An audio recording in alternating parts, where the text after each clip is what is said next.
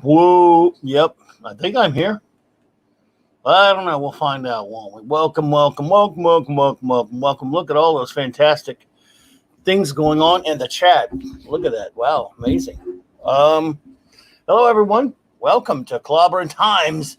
UCU number 154 on YouTube. That is, of course, 854 overall for the past 12 years. Anyway. So, yes, indeed, we're here.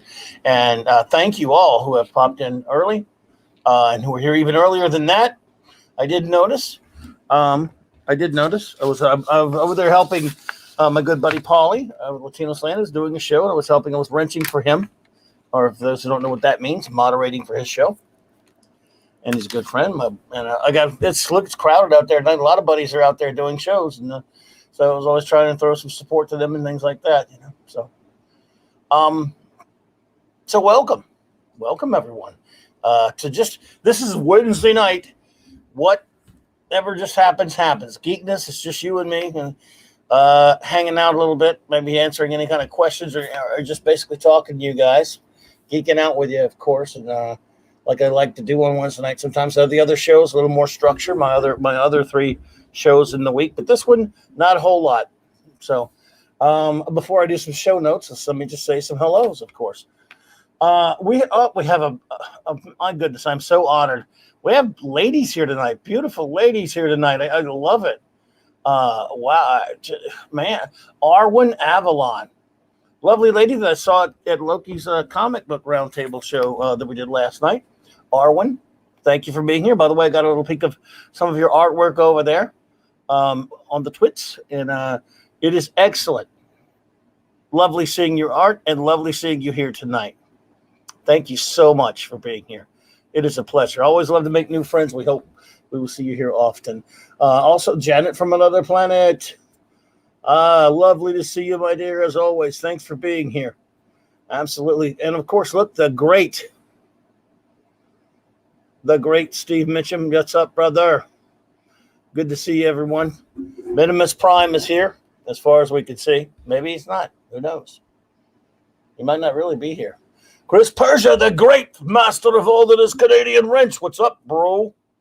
What is up with your bad self? Chris, good to see you, buddy. As always. Liger fan, hey. Well, good to see you. Great to see you here, my friend. Let me backtrack, see what else we got. D-Bud Martin, what's up, man? A good buddy and fellow comic shop owner. Don't tell Eric K. Because he likes to pick on us fellow comic shop owners, or former comic shop owners. The great Pat S. from down my way. What's up, bud? Dude, I hope those issues you were talking about earlier are getting better. I hope everything's going better than you were telling me about earlier. And wish you best for you and well, I won't go into it here on air, but I hope things are getting what's going on. You're doing better, my good friend. The great Snorta Poopas Cuber. What's up, buddy? Oh, man. Kal-El, 48. Hello. And it's good to see you. Thank you for being here. I know earlier Phantom Outsider was here. Yep, I had to backtrack way back there. J-Man was here, too. Maybe he still is. I hope he is. So I can shout out to him, but I see J-Man backtrack there a little bit. Christopher the Crazed. Hello. Hello. Good to see you there, all. Yeah, and of course, as always, I can't do it. It's never right for me to do the show without thanking the great Stone Loki for that opening, my intro that he made there for me. J-Man, what's up, buddy? Good to see you. I appreciate the great Stone Loki. And let's see here. What do we got going? A few show notes, and then we'll get on with the business at hand, which is not much because it's open geekness. Talk a little bit about other things we've done, and we'll see. Good to see you there, Phantom. All right, bop. Let's see here. Okay, show notes. Tomorrow, the usual time for the Global Geek Gang is 1 p.m. in the afternoon, Central Standard Time, U.S., of course. That's my normal time for the Global Geek Gang to gather. But tomorrow that I'm moving that back 2 hours. We're going to do a shorter show because, my My good friend Paulie at Latino Slant, who's a great pal of mine, first buddy I made here when I moved to YouTube. He's having a big special show tomorrow. It's going to be, I think it's going to be a reunion of the classic film Stand and Deliver, I believe, with Edward James Olmos oh man, the kid from La Bamba. I cannot believe I'm forgetting his name, but someone will remember it anyway. And he's going to have Edward James Olmos on there, and it's going to be they're going to do a big charity stream or whatever and things like that. If I do recall correctly. And Lou Diamond Phillips, thank you, live. That's right. So sorry. And I don't know what's wrong with me. Garbage, old man's memory. But anyway, so Paulie, my great friend Paulie, tomorrow he's doing that, and so I wanted to move my show back 2 hours so I can help him with that show for the first 3 hours of his show at least. I could help him out, and so the Global Geek Gang will be moved back to 3 p.m. Central Standard Time. Just for tomorrow, just a two-parter. And also, in the not-too-distant future, not necessarily next Sunday AD, but the Global Geek Gang in a couple of weeks, we're going to start our first of a couple of different shows where we will be celebrating my beloved Fantastic Four. It's the 60th anniversary of the Fantastic Four, for those who don't know. And we all know that filthy Marvel Comics and the way those fools over there are, they won't celebrate it properly. It's up to Clobbeirn Times to do it. It falls to me, and I will let my Global Geek Gang help me do that for a few times this week. And so I'm thinking about 2 weeks from tomorrow, if I'm tentatively, we're going to get everything put together. We'll have a big, just as recently, a little while back, we had a Green Lantern roundtable, which, for the ages. In fact, people loved it so much, we did a second part the next week. And we had a lot of fun with that. I mean, usually Global Geek Game, we just mess around. We don't do a lot of topic stuff. But once in a while, we do a little roundtable. And we had a great time doing our Green Lantern roundtable. And then a few weeks later, we did our Legion of Superheroes roundtable. Well, it's high time we did a Fantastic Four roundtable, because the only superhero group I love more than the Legion of Superheroes is my beloved Fantastic Four. And I love them both close to the same. But, I mean, Fantastic Four is the biggest for me. And so...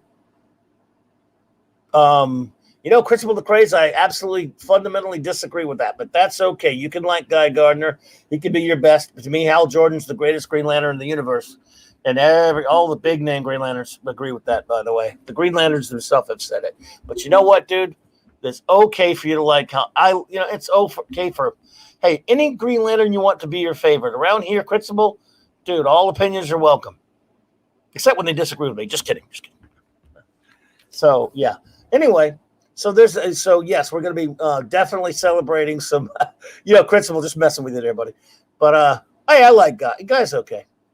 Guy's okay when he's not getting punched out by Batman. Oh, sorry, had to.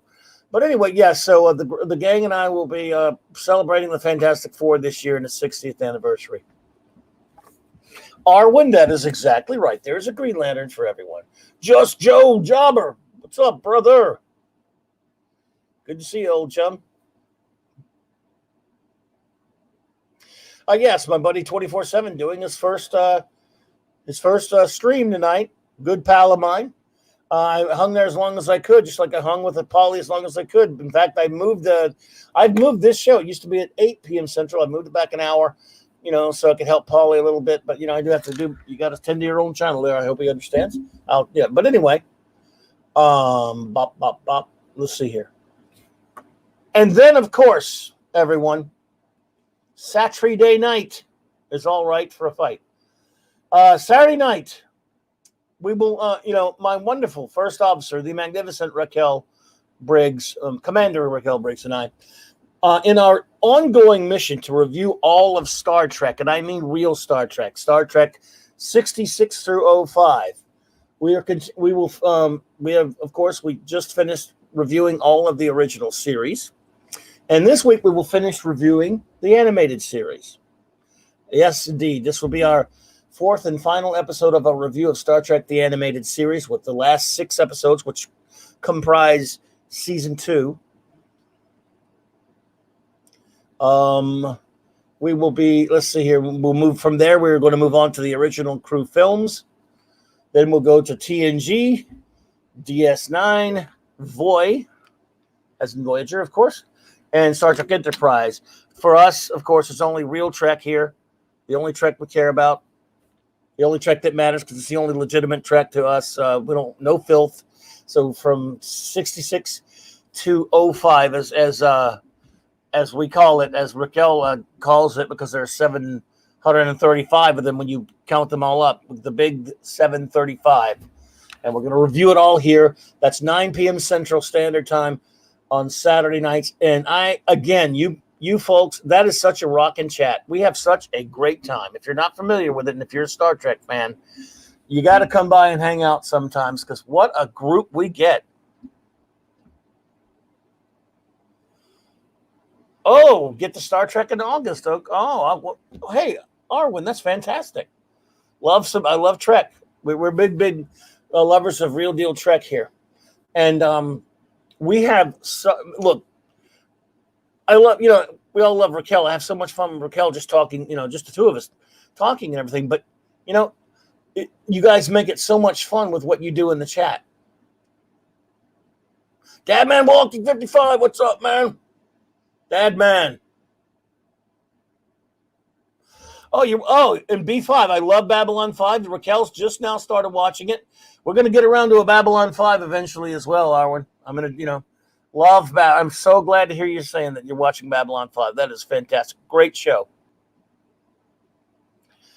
Well, Jobber, but I love the motion picture. So sorry to disappoint you, but I love that film. But anyway, I know a lot of people don't. And I jokingly call it the motionless picture myself, but I actually love it. Where Nomad has gone before. But anyway, so yes, we're going to be reviewing it all, folks. And yes, the movies are next. And so, but yeah, I'm so glad to hear that you're watching Babylon 5, Arwen. That was fantastic. I love it. What is the difference between Enterprise and wait a minute? You didn't just actually say that, Pat S. Dude, I'm gonna put the dunce hat on you, dude. I can't believe you said that. What is Enterprise? Yeah, one is a great underrated show that gets constantly mistreated, meaning Star Trek Enterprise, and treated badly when it really doesn't deserve it. And the other is some silly cop show on which that's not correct, Steve Mitchum. You're absolutely wrong, buddy. I mean to sound bad. I never hated that movie when it came out. I may even make fun of it. Look, I make fun of the motion picture, but I love it.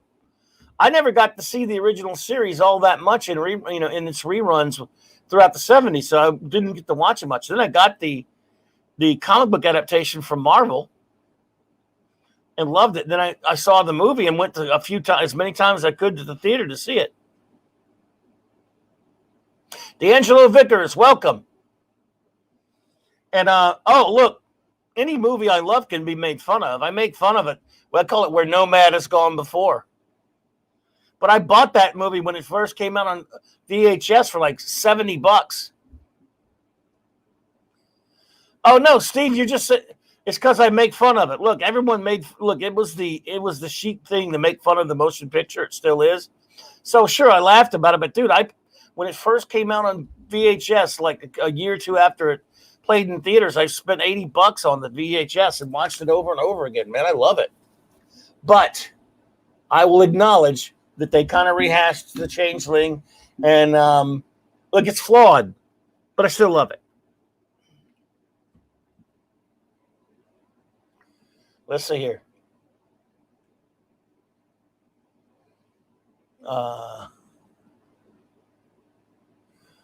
And I actually, by the way, Steve, I will say this, because look, a lot of people don't like it, and I get it. I think the Robert Wise director's cut. Oh yeah, we made fun of it. Look, dude, I love Wrath of Khan, but I can make fun of it. Wrath of Khan's one of the greatest movies ever made. You can make fun of it, for example, by saying stuff like, "Why in the hell did Starfleet just leave SETI Alpha 5 out there and no one knew a planet blew up in the Federation?" And you can make fun of all kind of stuff. And I did.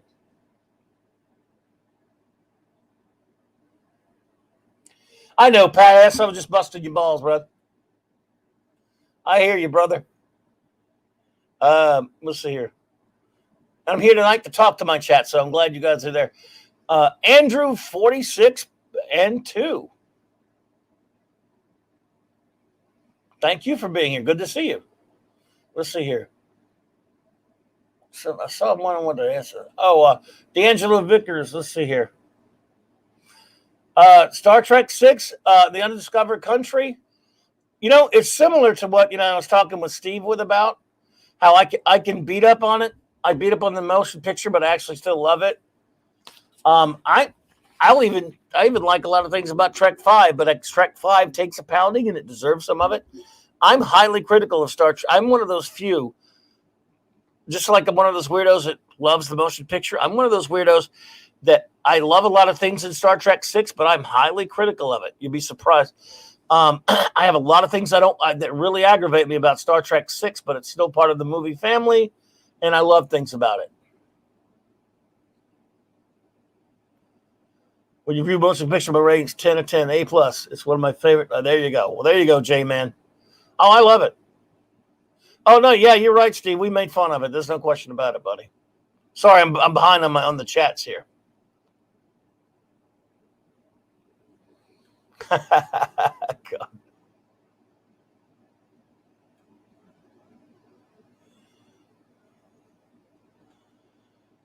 Let's see here.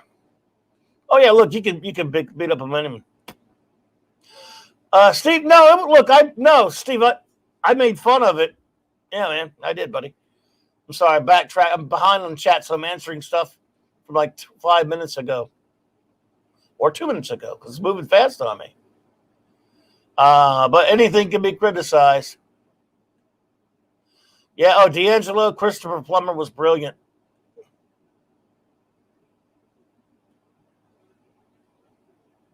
Arwen says about. Yeah. Oh, hey, Captain Hipster Spock, what's up, brother? Good to see you.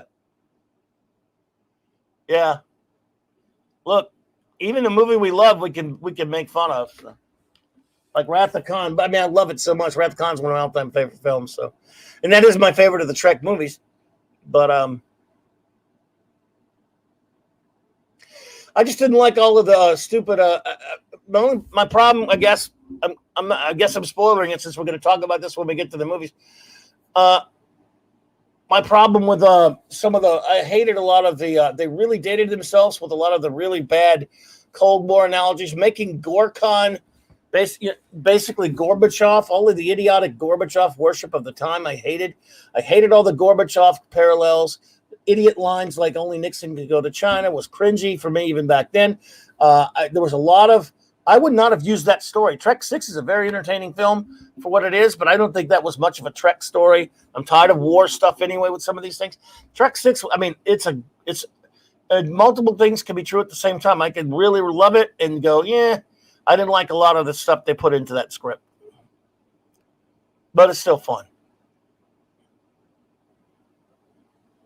Yeah, I hear you there, J-Man. Eric K, what's up, bro?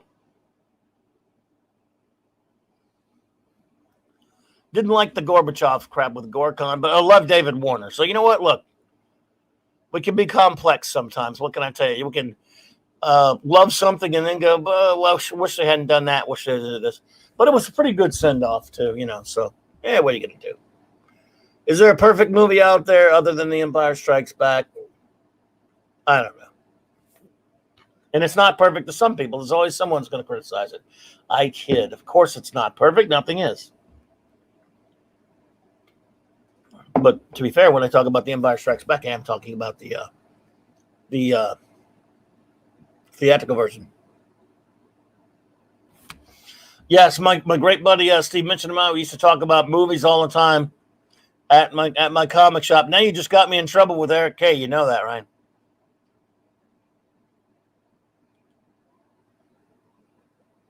Dark Shadow Logan, what's up, man? D'Angelo, I'm going to have to throw in with you on that one. Raiders of the Lost Ark is probably, I'm not even going to say probably or even near. I think it is a perfect film. Raiders of the Lost Ark is a masterpiece.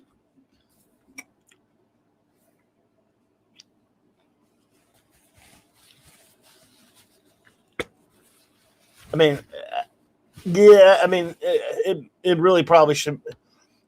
Empire Strikes Back is my favorite for sentimental reasons. Pat S. Hey, Pat S. Dude, I actually love Battle Beyond the Stars, and I know you do too. Who doesn't love Battle Beyond the Stars? Is the science fiction remake of the Seven Samurai, much like the great film The Magnificent Seven is the Western remake of the Seven Samurai. And I love Battle Beyond the Stars unreservedly. And remember, Battle Beyond the Stars came out in 1980 when the Empire Strikes Back was destroying everything and ruling everything. And then the Dino De Laurentiis Flash Gordon Sam J. Jones one came out and was, but in the midst of me going to see all those movies over and over again, I went to see Battle Beyond the Stars a whole bunch of times. There you go. Look, there he is. There's Eric K. He's going to be mean to me. Oh, no, Eric K is mean to me. Oh, we love Eric. I love you, brother. That's good to see you, man. Oh, shite. But yes. Oh, I'm sorry. I've left that up there. But anyway, yeah. So as I was saying, anyone who hasn't, but what we do is, Raquel and I will review the episodes. She reads notes on the episodes. And then, of course, we give our rating of the episode as an A, B, or C or whatever, A, B, D. And then we ask the chat and they give their rating. And it is a lot of fun for us. We hope you guys have as much as fun as we do. It's great. And so one more to go of the animated series. And then we will be back. Excuse me. Then we'll move on to the movies.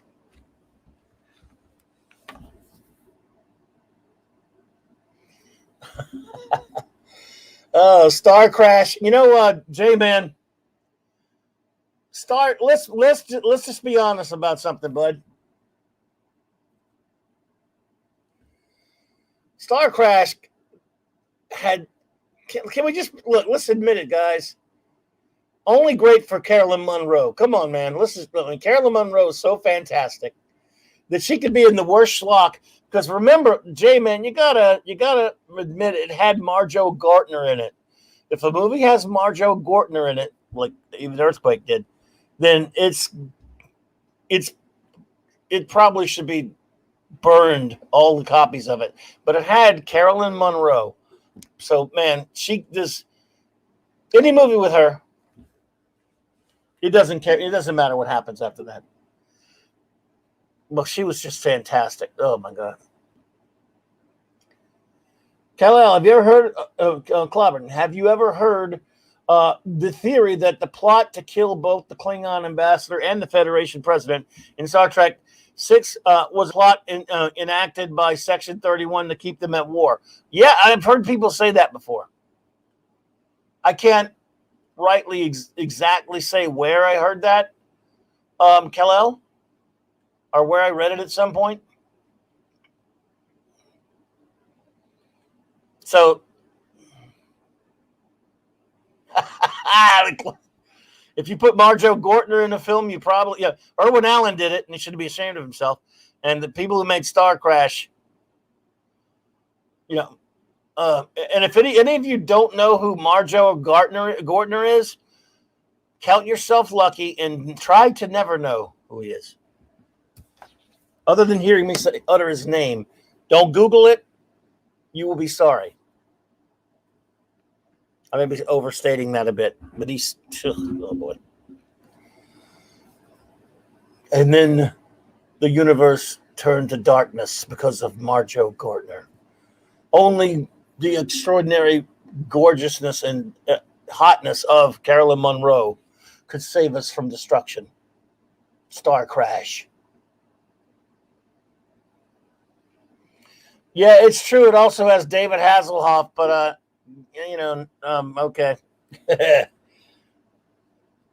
Yeah, it does. I forgot about David Hasselhoff, and I've tried to forget about David Hasselhoff for a while. But that Section 31 thing. Yeah, I guess it makes sense. It would be kind of like the kind of thing they would try to do if you like the whole Section 31 stuff. I love Deep Space Nine, so some of that stuff was Section 31. I wonder if Roddenberry would have approved.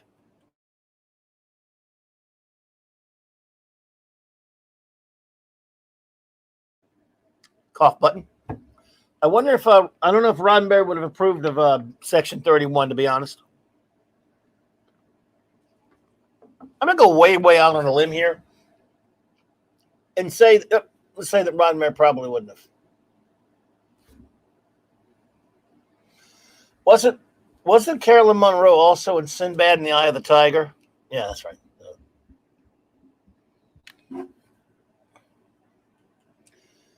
Oh yeah, the director of Star Crash made both Lou Ferrigno Hercules movies. Oh my goodness. Well, there you go. Without Star Crash, we don't have Knight Rider or Baywatch. Well, there you go.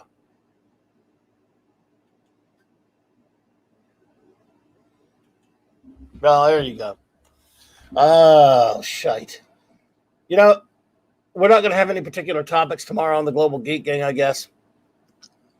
And I'm trying to decide. I can't stand it when I'm in that limbo of not being able to decide what topic to have for my Monday night comic show. My Monday night Marksy comic show. I'm trying to figure out what to do for that one. No, yeah, Gene wouldn't have liked it. Roddenberry would not have allowed Section 31. And by the way, that doesn't mean that there's something wrong with it. I mean, as much as I love Roddenberry, I mean, you know, it's because he might look. Let's face it, Roddenberry didn't like a lot of the things they were doing that Berman was doing on Next Generation, and he probably wouldn't have liked a lot of the things that they were doing on Deep Space Nine. But Deep Space Nine's a great show. So what are you going to do?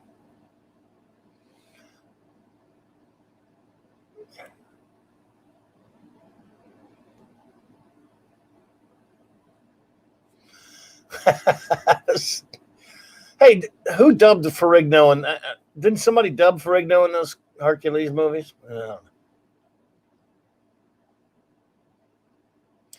Well, anyway. So, thank you so much there, Jay, man. I appreciate that. I don't know what to do for the Monday night since this is open filth anyway.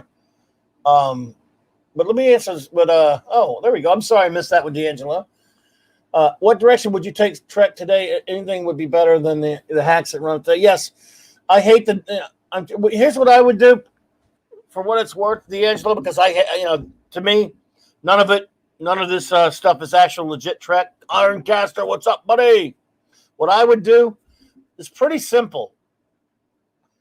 We've had a space station show, and that was Deep Space Nine. That was fine.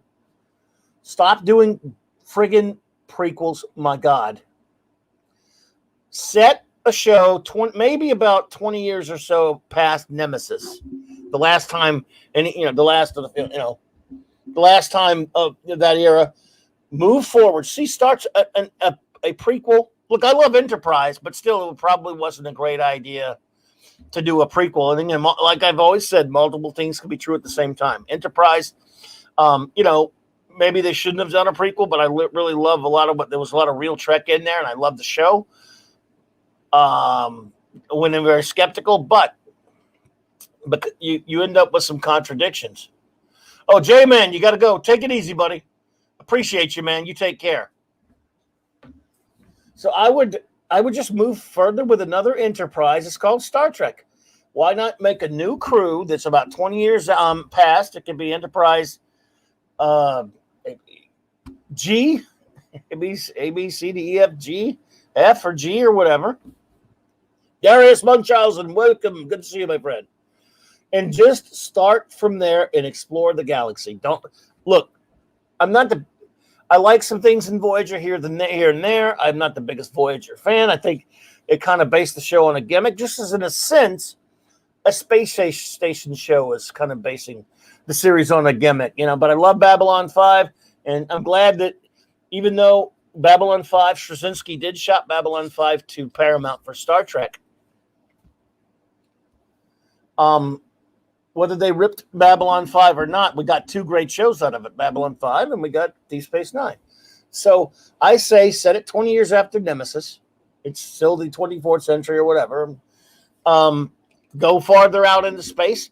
Just again, you don't have to reinvent the wheel. You have the setup, and you could, since it's 20 years, you can still once in a while have one of the other older characters pop up, but it can be a new crew, and again, explore space, and stay away from the kind of hacky, I don't do politics on this show, but I'm saying stay away from the SJW or the identity politics garbage that they do. Stay away from the agendas and keep it simple.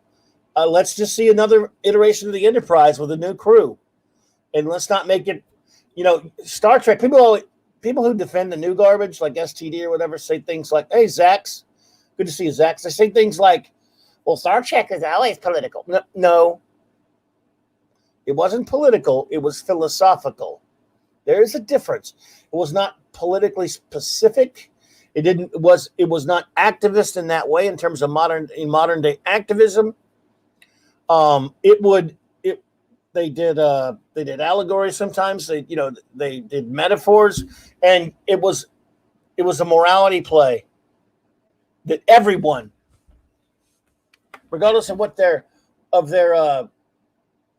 political outlook on life was, or what their philosophical outlook on life was.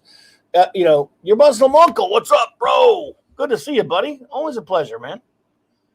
But you see, that's what Star Trek was. It was moral, not political, and there's a difference.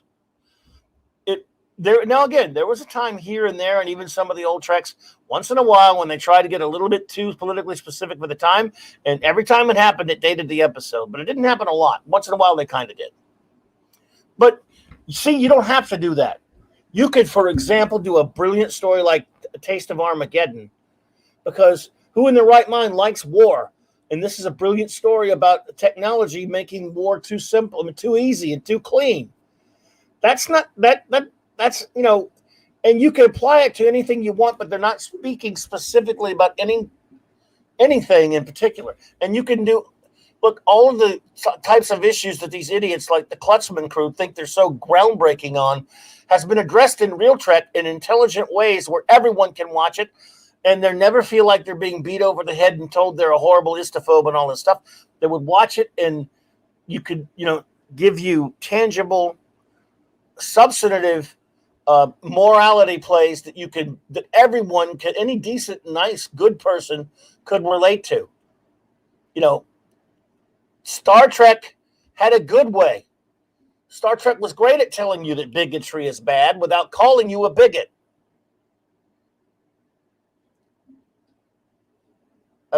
Star Trek because Star Trek at its most clever was that. It could make you feel, it can make you think. It was any idiot can be provocative. I can sit up here and curse, and I can sit up here and insult everybody and insult people and easily offend people, and that takes no talent. Or I could, in other words, be crass and banal and just throw all kind of crap like out there that just be specific about activism. But it takes talent to be evocative, to evoke thought and emotion. That's what Trek at its finest always does. It makes you believe, and it doesn't it takes a side in a sense, sure, but it doesn't insult its audience. The new garbage. Well, see, in 09, which I hate the Jar Jar Abrams garbage too. He gave us what we have now with his 09 garbage. The 09 movies weren't activism like the STD or P Hard was, which are horrible. They were just dumbing down Star Trek to an idiotic, childish Fast and the Furious with spaceships, and it was disgusting. And it was a dumbass remake, in my opinion. I hate those movies. With STD, it became activism and a dumb prequel where they said it 10 years before Real Trek, which is garbage. And, Star Trek should be about ideas. And that's so true, when it trusted the sensibility of its viewers. It did. And the Jar Jar Abrams drivel and this stuff, not sorry. I started doing this on a different platform in 2009 because I was so angry about the Jar Jar Abrams filth that was looming. I had some issues without going into it. I was also a little annoyed with at that time the oncoming Watchmen film by Zack Snyder, because I'm a big Watchmen fan. So I wanted to go do some podcasting at the time. Not everyone and their mother had a podcast, and it was, so I found Blog Talk Radio. That's how I got started. But it was because I wanted to rant and rave about issues like this, like a maniac.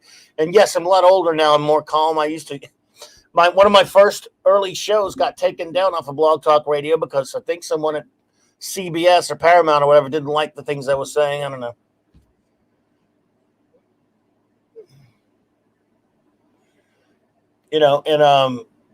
Yes, and a buddy of mine, as Jobber points out, didn't like Let That Be Your Last Battlefield because he thought it was way too preachy and in your face. And that episode is about as subtle as to quote Blackadder, it's about as subtle as a rhinoceros horn up the backside. It was, and but even Let That Be Your Last Battlefield isn't singling out people the ways STD does or any modern Hollywood entertainment does. And not only that, doesn't have people going, there was no way to go online back then, granted, go online and calling the audience names and istophobes and stuff. But it's still boiled down to basically racism is bad, and that Star Trek is about great messages that all decent people agree racism is bad. That episode wasn't subtle, and it was flawed. We reviewed it a couple of weeks back, and oh my God, D. Bud Martin, dude, I warned you, man. You all heard me warn you. He says, I hate myself. I had to look up Marjoe Gortner on IMDb. I was trying to remember all of the shows he was on. Oh my God. Oh dear. Oh, let's see.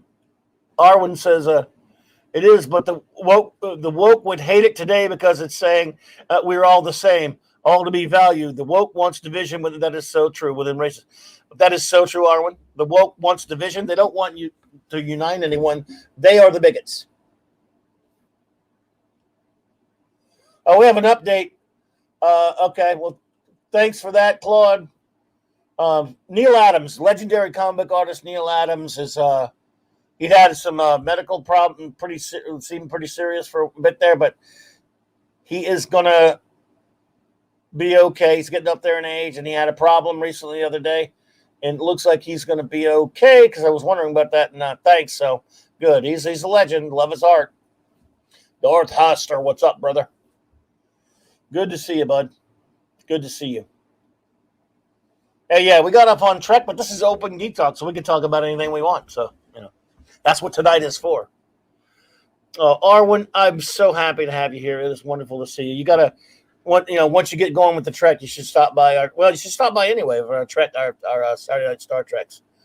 But yes, I love just the free flow of geek talk of any kind. That's what we do it for.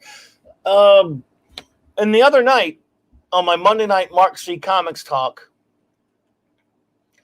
I want to thank, I can't believe I forgot this. I want to thank everyone who popped in for that. I couldn't believe how many people. I got some nice things said about it. That episode I did about mags about comics.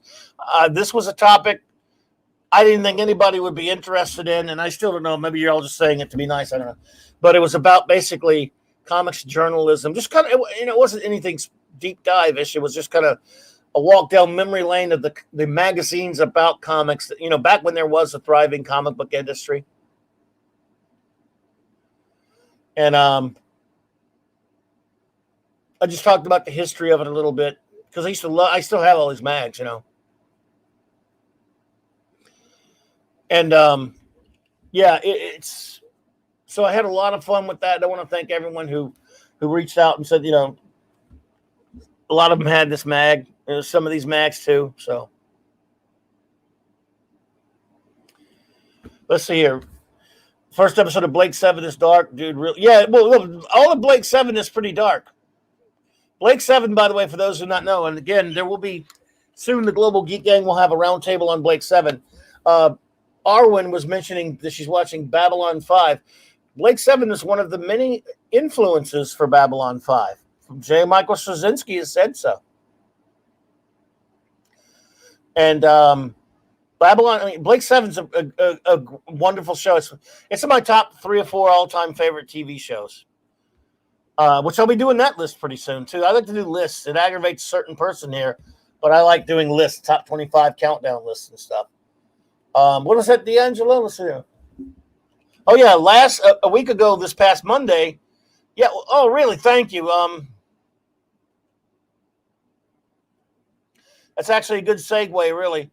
I appreciate that. Yeah, a week ago last Monday, my fantastic retro blasting friend, Michael French, joined me, and we ranked all of the Marvel MCU films, worst to first.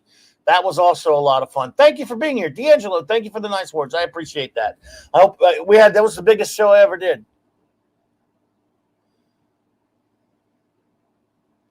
That was the biggest views and everything. And, of course, Michael's a big draw. He's great. He's a huge channel, and he has a lot of great fans. And a lot of them, I was so pleased to see him. But most important, just pleased to hang out with my great friend Michael because he's fantastic to talk to. But, yes, Blake 7, yeah. That's actually true. It did have an influence on Blake 7 on Firefly, yes, it did. But it was a big influence on Babylon 5. I mean, again, words of the creator of the show, Babylon 5. And it's funny, Blake 7, for those who don't know, was on the BBC. Well, I'm glad you're here, D'Angelo. Thank you. Thank you so much. On the BBC in the late 70s and early 80s, by the same production department that produced Doctor Who, when Tom Baker was the Doctor at the time. I'm a big Doctor Who fan. I don't know if we have any Doctor Who fans here. Dr. Hercule Monkey! What's up, buddy? Long time no see. Great to see you, my friend. We love Dr. Hercule Monkey here. The greatest name on YouTube.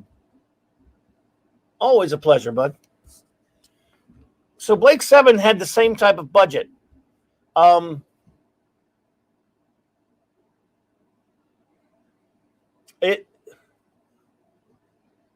Let's see here.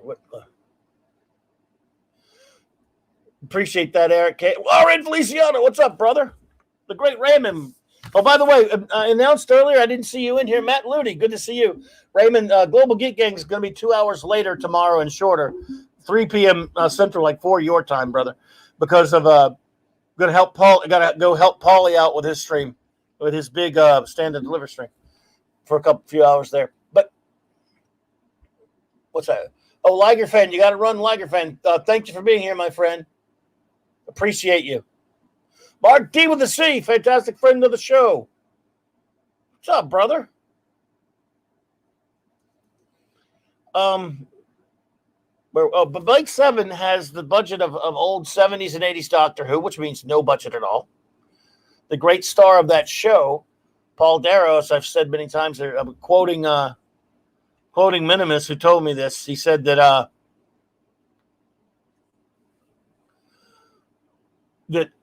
he said an entire season's budget for Blake 7 wouldn't pay for the coffee breaks on Star Trek. When he said this, by the way, he's talking about the original Star Trek, which was in the 60s, 10 years before Blake 7 was. So, yeah, no budget for those shows. Arwen said couldn't get into Doctor Who much after Matt. Well, after Matt Smith left, I hate it all. So, to me, I've been a fan of Doctor Who for almost 40 years, and in my own personal headcanon, the entity known as the Doctor ceased to exist as I love him and know him in the after 50 years, after time of the Doctor, really. That's my cutoff point. Even though I was dumb and watched all of the whole Capaldi era, great actor, terrible era in my opinion, and even the past his era, that horrible stuff. I watched every one of them. I'm that idiotic, but The Catman, a.k.a. Diddy Myers. Hello. What's up, brother?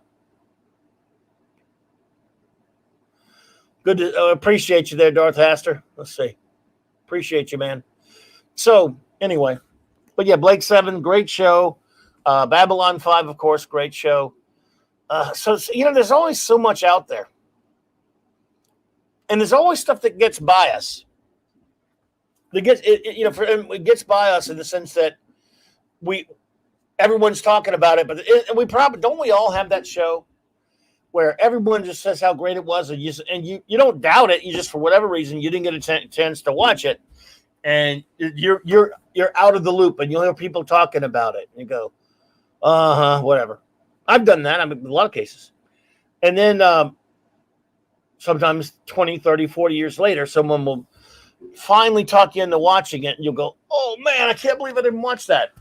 Like Gary, Gary and Az, the great Gary of Nerdrotic, who's a great dude.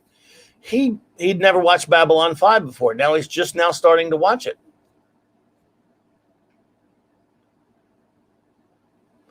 My wonderful first officer, the magnificent Raquel Briggs. She has never even heard of The Prisoner, the great, and again, Prisoner, love it. I mean, The Prisoner's, in my heart, my favorite all-time show is original Star Trek, but The Prisoner might be the greatest show ever made. I don't know. I just have to say that. And it's right. I love it. And she'd never even heard of it because, but she just watched it because there are only 17 of them and loved it. And now she's just seeing Babylon 5 for the first time. I can only imagine. How cool is that? Oh, your Muslim uncle also just starting Babylon 5. You're not the only one there. A few people, like I said, Raquel's just starting it. I can't wait to talk to her about that in depth.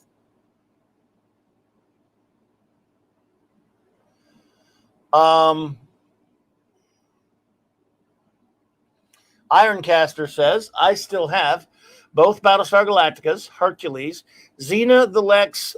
What did they call it? Just Lex, or was it the Lex? Oh, well. Farscape, Prisoner, Blake 7, Voyager, and a few others. Well, hey, look, and that's what I'm saying. There's Raquel. Love you, Raquel. I love you, First Officer. And Ironcaster, there you go. Exactly my point. You got a lot of stuff to watch, and that's cool. Like I said, some of this stuff gets by you, and you don't get to see it. Oh, yeah. There's Raymond's book. There's a link, everyone. Our great friend Raymond Feliciano, who popped in. I don't know if he's still here, but he has a book out, and there's a link to it. Thank you, Eric. Appreciate that, bro. Arwen says, my son is watching B5 for the first time, too. I've watched it for years, so it's wonderful to see it through fresh. Oh, okay, that's cool. Arwen, that's fantastic. I think that's great, and I hope he's enjoying it. Again, my wonderful friend Raquel, again, love you, Raquel, who's now watching it. She's just started. Like I was telling her, and I was telling everyone, I just binged it again, Babylon 5, just about maybe 2 years ago, roughly. Amazon Prime put it on there. There weren't great copies, but it doesn't matter. But anyway, he's loving it. That is Arwen. That's fantastic. I love that he's loving it. So. And then they came out with the remastered. And I don't pay for HBO Max, but I happen to have some codes to someone's account. Anyway. And so I'll look at, there's a lot of good stuff on HBO Max, though. So they came out with the remastered versions of Babylon 5. And I just turned it on. I turned on the first episode. I didn't even turn on The Gathering. I just turned on Midnight on the Fire. I just want to see take a look, see how they looked,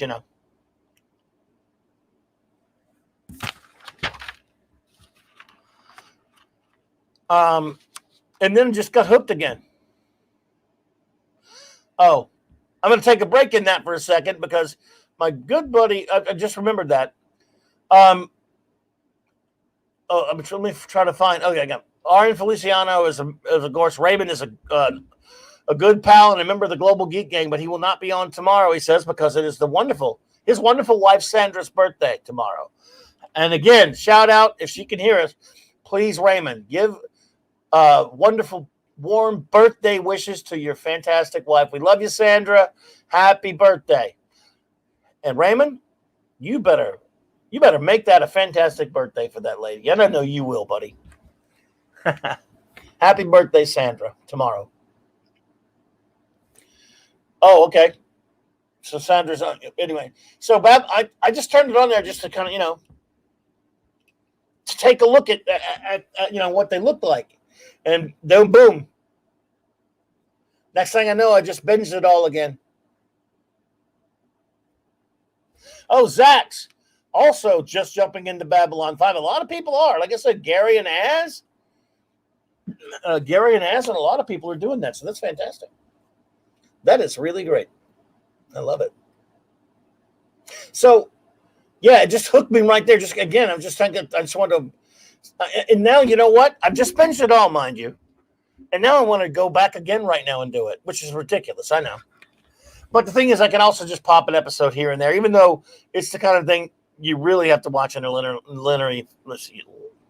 linear fashion. Sorry.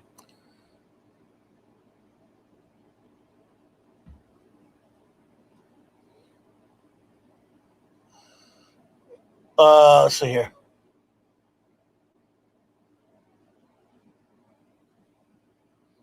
Oh, yeah. Oh, you guys are talking about Patton. Patton is a perfect movie. That's a great film, man, by the way. Yeah. So, anyway, but yeah, we're just flying all over the place here. Let's see. Loki. And I don't mean my dear friend Stone Loki, whom we love, of course, and made my openings. Loki. By the way, why did Loki drop today? Or what? That was today or yesterday? What was this morning? Really early?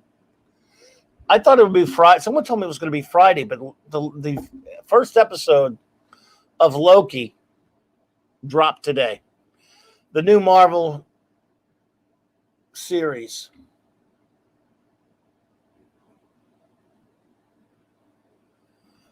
But okay, again, as I said, as we talked about earlier and was mentioned earlier, we my great buddy Michael French and Retro Blasting friend. Okay, yeah, like they usually do. Thank you, Deanie Myers. So yeah, my good Retro Blasting friend Michael French and I, we ranked the Marvel films 23 down, worst to first. So I was once a big fan of the MCU. Now I don't really like where it's going right now. I gave WandaVision that shot and thought it kind of started out interesting like a lot of people did, and then at the start it fell apart.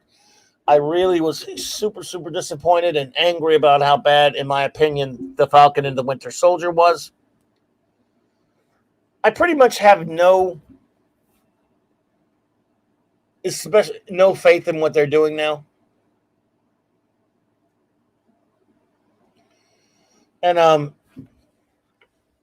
I got to tell you, a lot of people are really going after this one. I haven't watched any reviews of it yet. Mark D with a C, I think he said he watched it. And he liked it. D'Angelo, I watched it.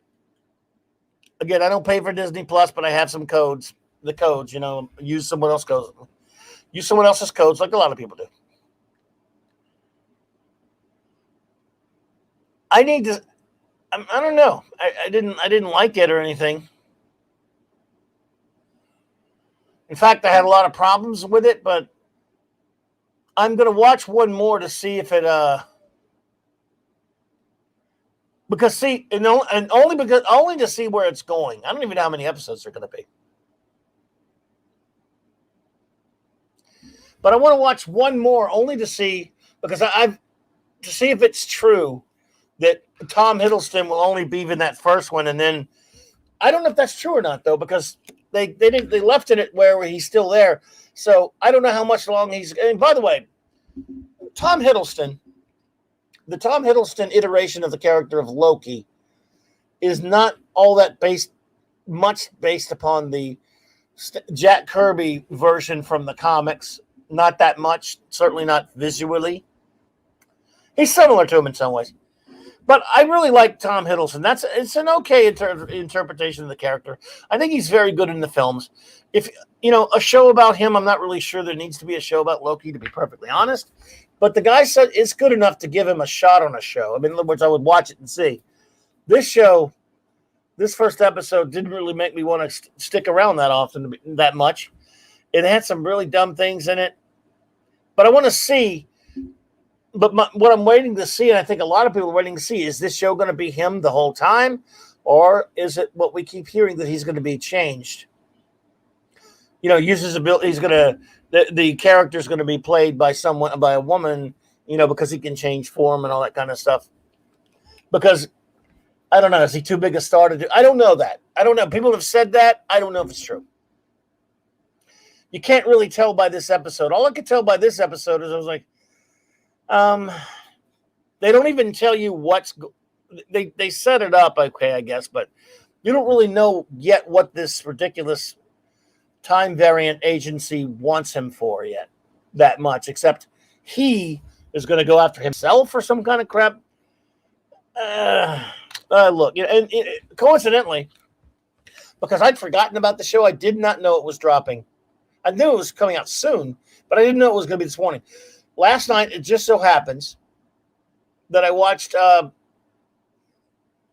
Infinity Stones are everywhere because they're from other dimensions or something. Well, D'Angelo, that seems like it's what it's going to be, but I don't know yet. So I'm just speculating. Is Loki going to be Doctor Who? Matt, some have said that. But yeah, it was so ridiculous with the Infinity Stones thing. I mean, I get that they're in a neutral part of space, but anyway. I don't know what they're going to do with it, but it just so happens I watched Avengers Endgame again last night. Because I since we did that list, Michael and I did our ranking last week.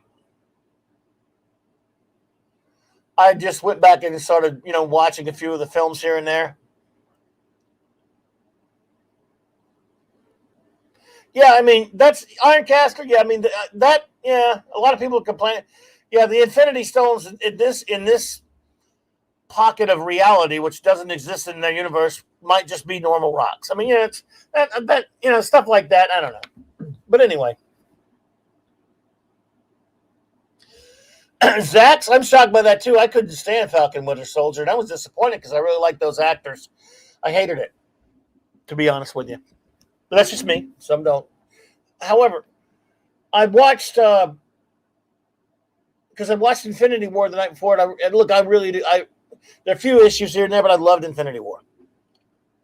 That's the last of the Marvel MCU films that I loved. So, in my opinion, Avengers Endgame, and I want to do a deep dive on this with Michael one day if I'm going to ask him about it. Avengers Endgame might be I'm trying to figure out how to put this. The most infuriating good movie I've ever seen.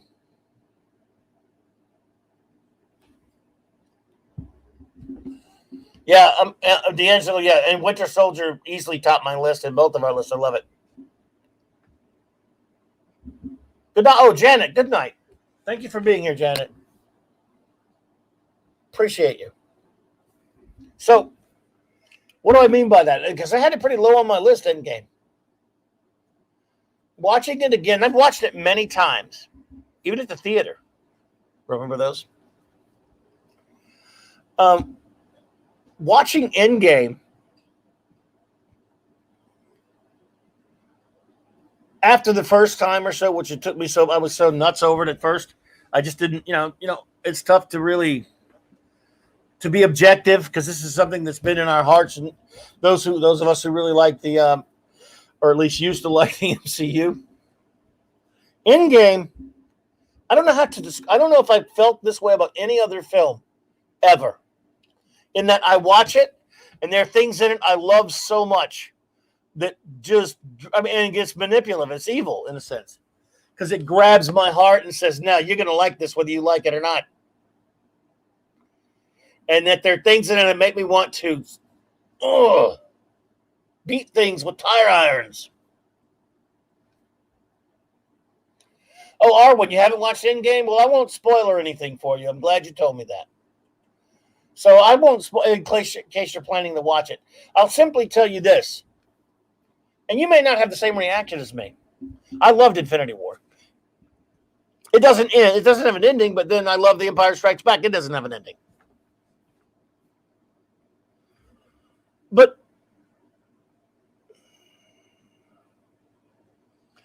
the movie is so, because we love these characters, because they spent a decade building up these characters. Oh, I got you, Aaron. Thanks. So they, because they spent a decade with a lot of care and love building up these characters, you cannot help but rip your heart out when you're watching it. Crucible the Craze, yep. And it does that, and it cannot help but, while you're watching it, it is it's spectacularly entertaining. It just is filled, and I like the Russo brothers did Winter Soldier. It's a great movie, great film. Endgame is filled with some of the worst decisions. I mean, storytelling or narrative decisions I've ever seen in a movie in my life. Filled with them. Going, oh my God, are you kidding me? Why did you do that? Oh my God, are you kidding me? Why did you do this? Oh my God, why? And yet it's irresistible. And that last, by the time you get to that big last fight, sure, could it have been better? I don't know, but somehow that great not Mark, he's a comic book artist, Alan Silvestri score in that fight. Okay, I don't mean to spoil it, but since you said you don't care about spoilers, Arwen,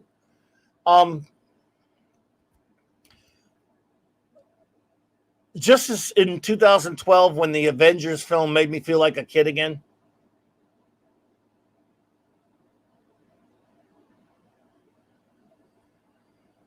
at the end of Endgame, that scene when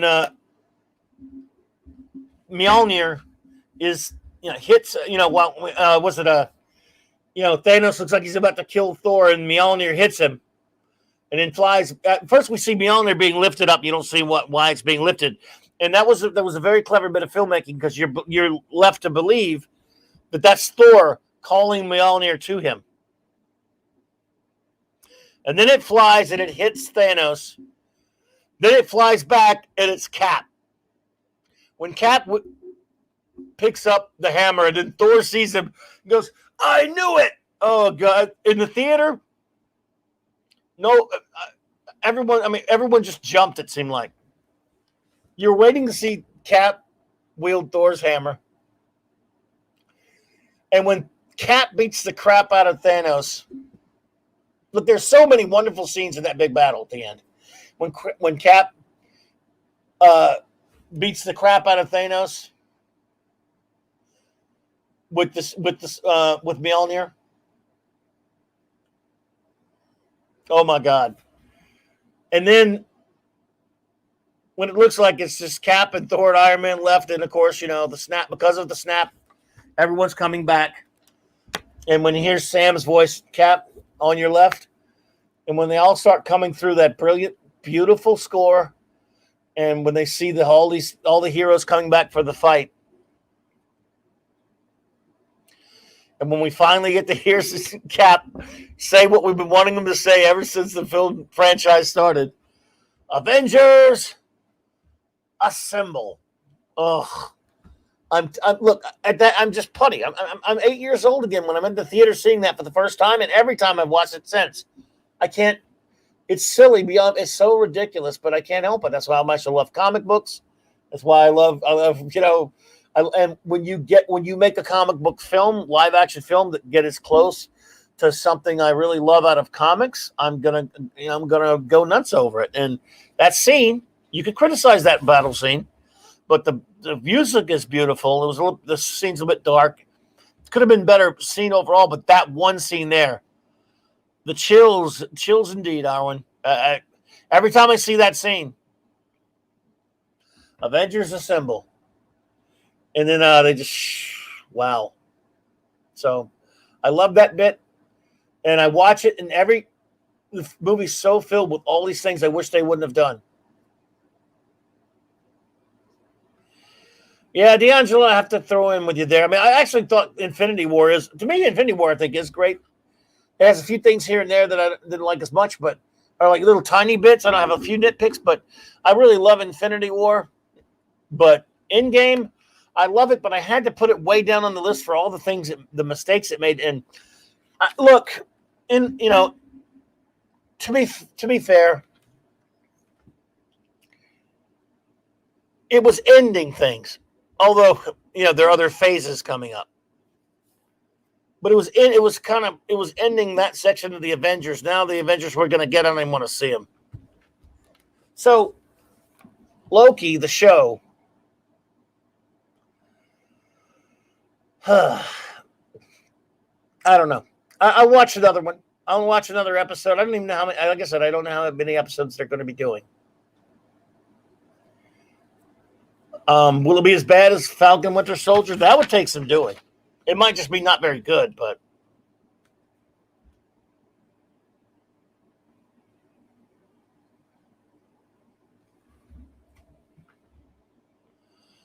what are you going to do?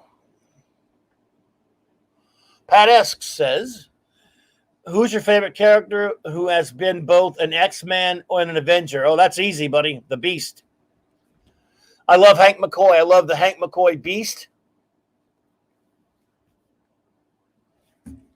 Christopher Craze, rule of three, yes. Hank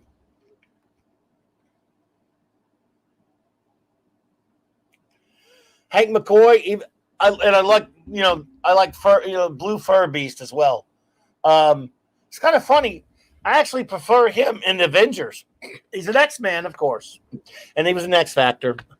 But I actually love McCoy in Avengers, and especially when he used to hang out with Wonder Man, Simon Williams a lot, and those two got into, that was almost like a precursor to the JLI Booster and Beetle relationship. I always thought.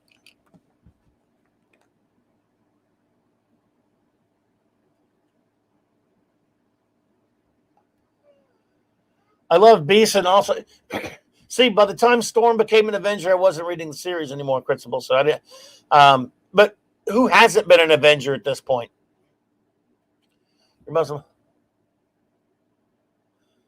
I did. Oh, cool. There you go. Oh, thank you. Oh, you're Muslim uncle. I appreciate that.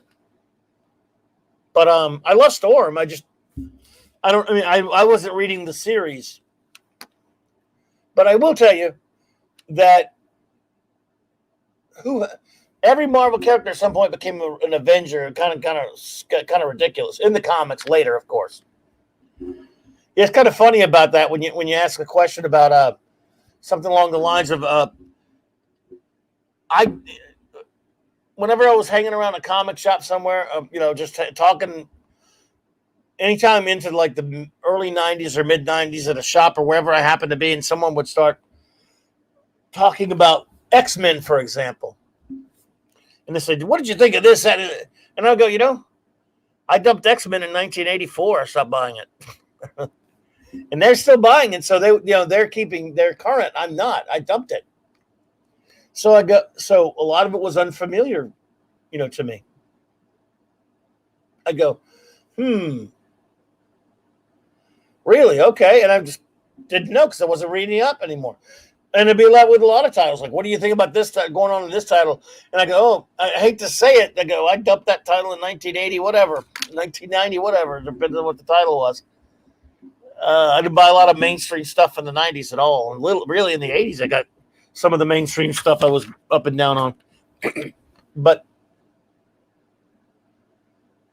so my X-Men era really is the Claremont, Claremont Cockrum, Claremont Burns stuff. When Cockrum went back, and then of course Paul Smith was a great artist on there. Barry Winchester did it for a while, but so a lot of that stuff I tapped out. My X-Men, I like the original group, and of course I like the original of the new X-Men group, the Giant Size X-Men group, Giant Size X-Men #1. That is.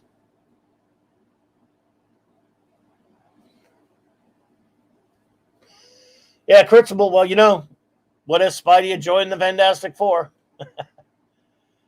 And speaking of which, as I said at the outset of the show, we're going to be doing our Fantastic Four roundtable in a couple of weeks on the Global Geek. And oh, by the way, I already mentioned it as a show note anyway. I think I told everyone Global Geek Gang starts 2 hours later tomorrow. And it's going to be a shorter show. I hope people will still hang with us and stuff. But that's temporary. That's just one time.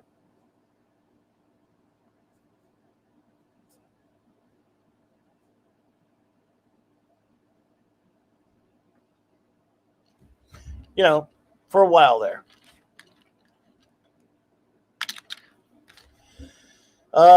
You know, you talk about, and speaking of comics, I think I don't know what I'm gonna do for my Monday night Mark C Comics talk next week. I need a topic because I don't think I'm gonna be able to. Coming up on that, by the way, soon. Well, I can tell you what's coming up soon on it. Soon, the great script doctor and I will be reviewing Batman the Animated Series. By the way, we're gonna do it by season, I think. Arwen has to run. Arwen, thank you so much for being here, lovely lady. We appreciate you. It is great to see you. You are most welcome, and again, we hope you will pop in again. I hope you will come back and see us again tomorrow. I don't know if you're doing anything in the daytime. Usually 1 p.m. Central Time, we do the Global Geek Gang, which is a big bunch of geeks hanging out. But I'm moving it back to 3 just this one time tomorrow. But we do that, and we do, of course, Saturday night Star Trek, Monday night Comics Talk. And I think for something like 18 or 19 days straight, I've streamed somewhere, even when it wasn't on my own channel. So I'm all over the place. But I think it's starting to feel like that. I think it is something like that now. I streamed somewhere.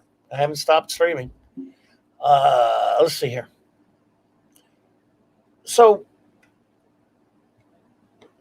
yes, Batman the Animated Series reviews coming soon. With the great script doctor, I've got to start and go back and rewatch those again. Great show. That the epitome, the best, in my opinion, the best. Really, one of the best interpretations of Batman ever. It's just fantastic. So, looking forward to that. Script Doctor's amazing. And so that will be a lot of fun. I think we might do it by season, though, or something like that.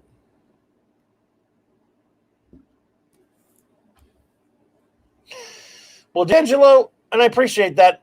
A casting in the Fantastic Four, I would, for that, I would need to know a lot of modern actors. I don't know a lot of them. I would kind of go unknown. Now, Disney's going to really screw up that casting. So that's a very good question as far as casting the Fantastic Four. And just, I think I talked last week a little bit how I, for the first time in about 10, 15 years or whatever, I went back, what was it? And watched those first two Fox Fantastic Four movies from the 2005 and 2007 as well, but which I had issues with here and there. But those casts weren't bad. I don't know if I have anyone in my head for that. So I'll Polymies Minion and Pupper, as my wonderful first officer would say. Great to see you, my dear. So, D'Angelo, I don't have a good answer for you there because I'm not so sure. But I tell you what I will tell you about that is I would love to see them cast the way that right out of the comic in terms of their visual look, because I don't like the identity politics types casting, the woke casting, as they call it. Forgive me, Raquel.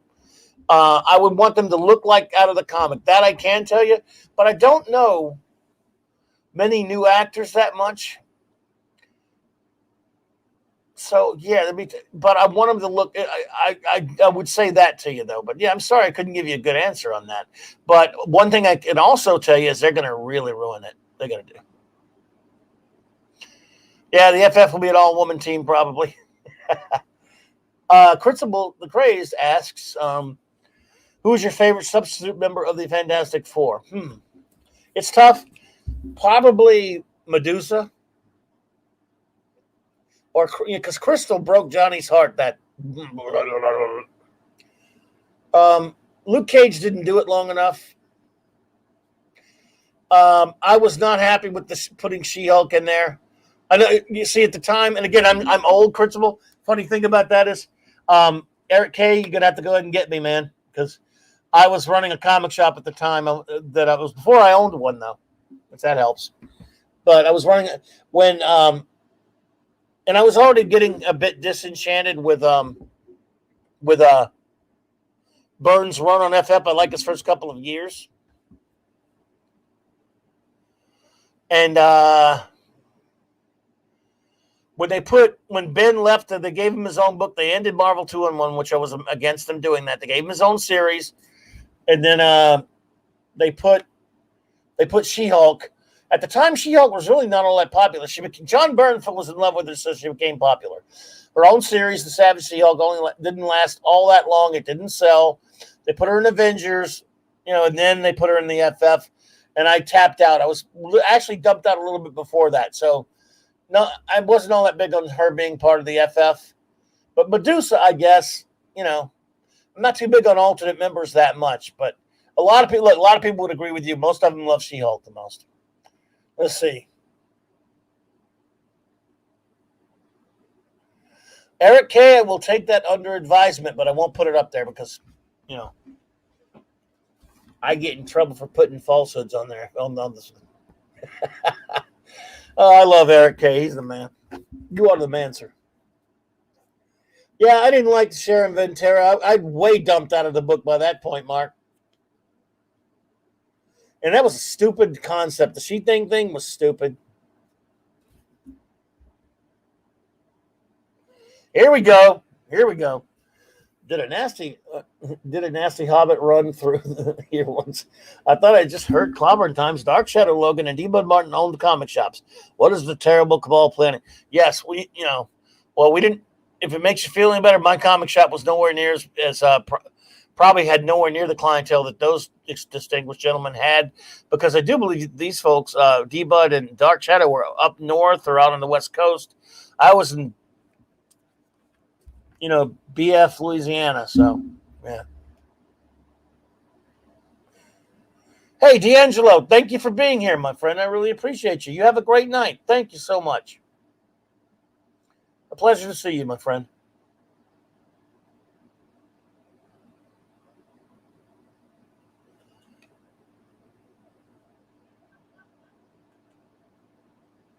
Oh, take it easy, Raymond. Have a good one, bud. We're not far behind you, man. Oh, D-Bud says, what if Gary... I don't think Gary's lurking here, man, but if Gary is, shout out and love to Gary, because we love him. And his shop, Gary's shop was in San Francisco, so he had an astronomical size clientele compared to what the guys I were used to in Louisiana. We just didn't have that anywhere close. Well, Dark Shadow Logan, I guarantee you a shop in Central Illinois was still bigger than anything in Louisiana.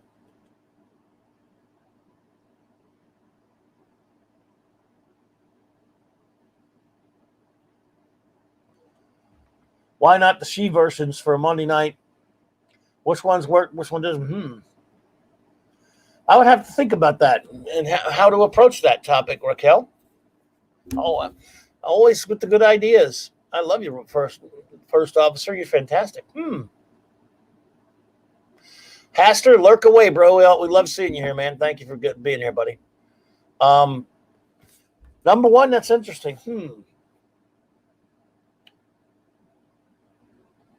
I could talk about that because I'm trying to think. I would have to think about that because very few She versions of characters.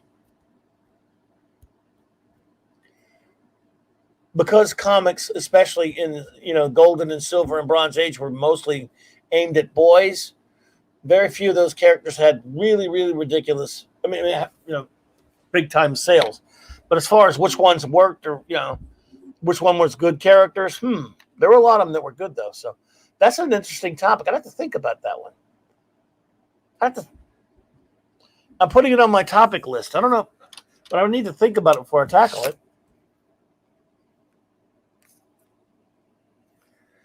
But I was never big on the Sheriff Ventura She thing.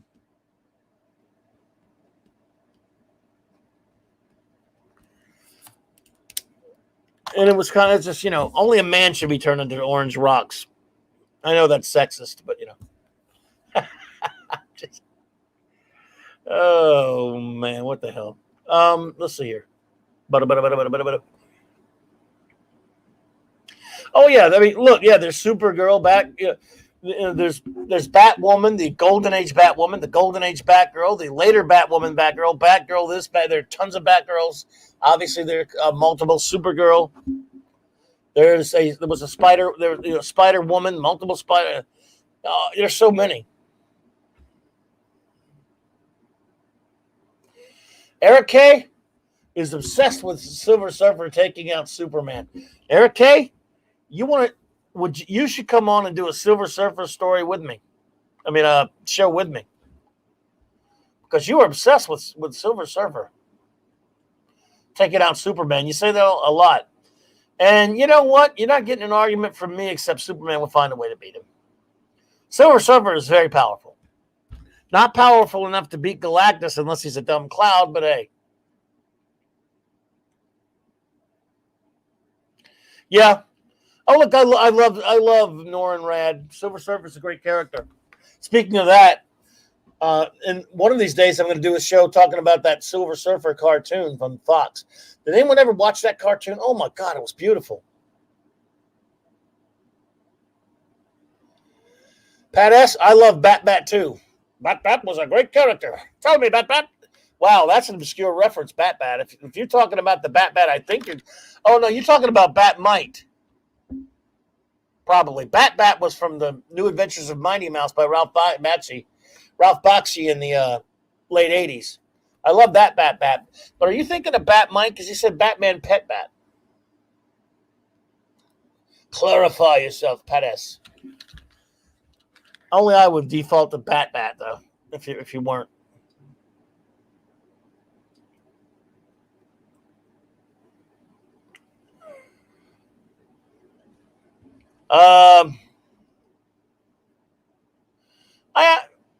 I like Jessica Drew. Okay, I mean, I actually, I bought the Spider-Woman comic for a while. Jessica Drew has some crazy, mixed up, convoluted origins. I can't remember the name of the woman's YouTube page. There was What If would be a good one. There was a lot of What If comics to talk about. I'd have to read up on some older ones again. Merkel, yes. What If was a great series, if you mean the series.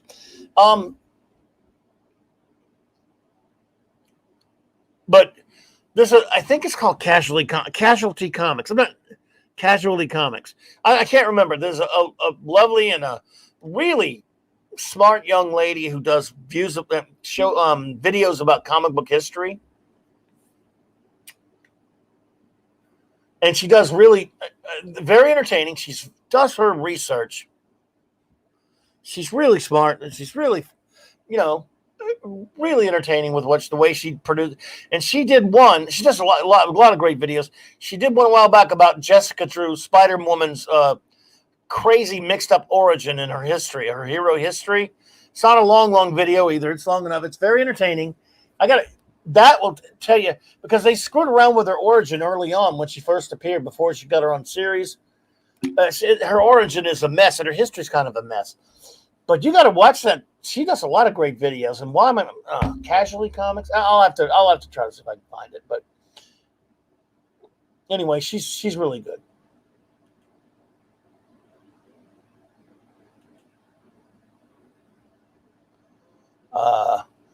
But boy 24 still going? I guess he is. All right. Well, anyway. All right. I'm sorry. I was having a little bit of a problem there. Sorry. So yeah, really great channel she has. I watch her often, and she does really cool videos again about comics history. And she does the legwork in terms of the research and stuff, because most of these are comics you could tell came out way before she was born. So I really enjoy what she does. She's not like me.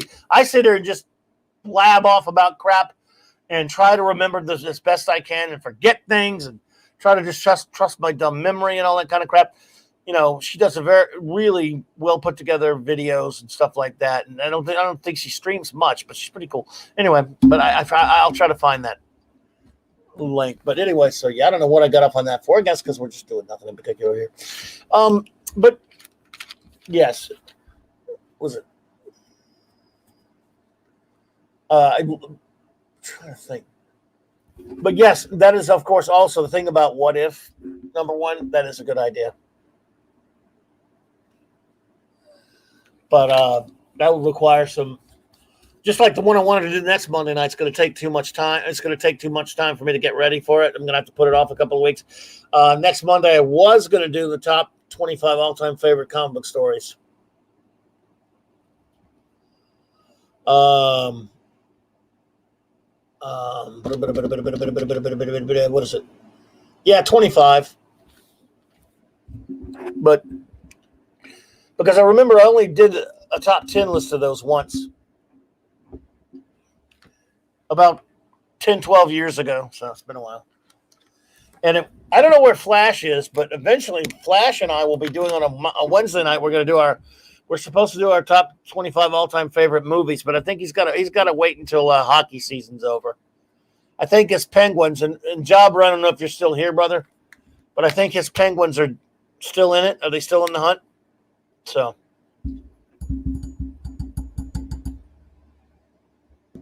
I don't know. Yeah, well. Oh, my goodness. Let's see here. What else we got going on tonight, folks? This is Open Geekness. If anybody has any kind of a question or anything like that, by the way, if you have a question for me, you're really in trouble because I'm probably going to have a dumb answer, but I try, of course. I try. But, and as Blackadder said, it did 10 seconds. I know when I got my breath back, I try again. The Pittsburgh Penguins. He's a hockey fan. Flashes, and I believe they're in the playoffs, or they were, because he'd be here tonight if they weren't in the playoffs. I'm pretty sure. He used to on BTR Blog Talk Radio, my old format. There was that I used to be there for 11 years. He oh, I love you, Raquel. You're the best.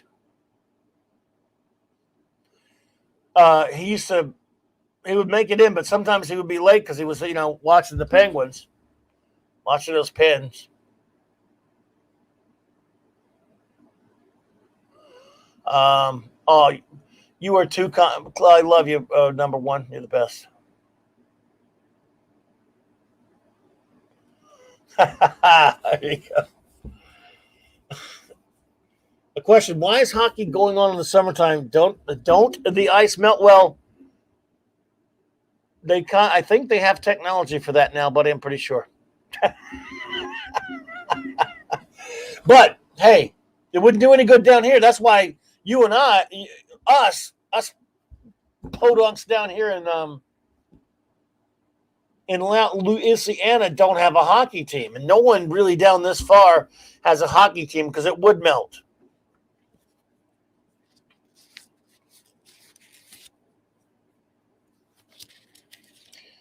Yeah. So yeah, we'll never get a we'll never have a hockey team down. Well, we've had some semi-pro teams down here, but yes, sort of Poopa says I was thinking about food when he said Penguins. That's a good bear. You're a polar bear after all. That's right, bud. We are in the tropics down here. Boy, was it hot today, and then ain't nothing compared to what we're about to get. I was out in that terrible heat on helping my I was all on the road today, and even it was so hot that even the air conditioned in the different vehicles I was driving, transporting, you might say, well, had to work overtime, but like that. It was yeah. So yeah, not good. Too damn hot. I mean, again, it's going to get worse because right now it's not too horrible. Wow, it's not that bad. Oh boy.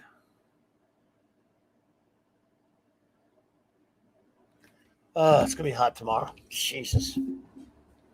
Oh well, that's Louisiana for you. We got like 8 months of summer, pretty much. Yeah. So, well, what else is going on out in the geek world, everyone? I could probably come. And if no one has anything, probably just get out of here in a second because we are doing the show later now. It doesn't have to be as long since it's open geekness, And I just love seeing you all here, hanging out with you, of course. But I didn't have anything specially planned or anything. Again, I did have a fantastic time the other night. I was just amazed by how many people showed up the other night. It's really cool down here as well. Dark Shadow is 79. Brr. Oh, whoa. Well, now I can't shut it down now. Not with the great Canadian Spider-Man, who does whatever Canadian Spider-Man can. Ooh, I messed that up. Oh, I'm sorry. I messed it up. Oh, my God. Oh dear. We could be playing the game of Rassilon at this very moment. Oh, my God.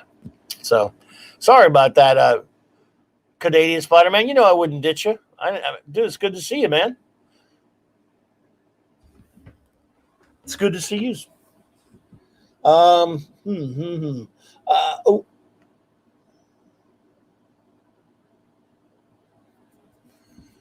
Yes. Well, there you go. Well, let's see. Tomorrow, I don't even know what we're going to be talking about tomorrow on the Global Geek Gang. We'll think of something. But again, everyone who does watch the Global Geek Gang, it's going to be 2 hours later than usual, a special shorter show because 2 hours later than usual, and it'll only last 2 hours because I got parent stuff to do after that. But I wanted to do something,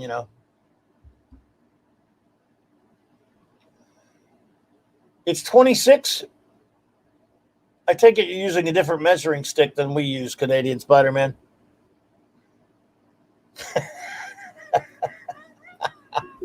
Oh, God. Oh, God. So, let's see here. I guess my boy 24 is still going. He did his first stream tonight. Man, he's gonna stream all night. And Doomcock's in there. Just kidding, it's Broomcock. But he's using Doomcock's avatar. What the hell? Somebody spoofing Doomcock at you, man. All right, let's see what's going on here. What's the matter? You all right there, 24? Whoa.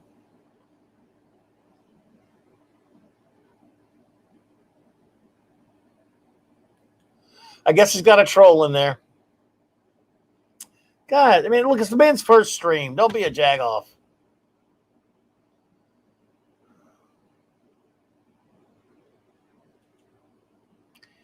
Oh, my goodness. Hey, Darth Astor, good to take it easy, brother. Sorry about that. I got distracted. I was checking out my boy on 24/7 over there. He's doing his first stream tonight.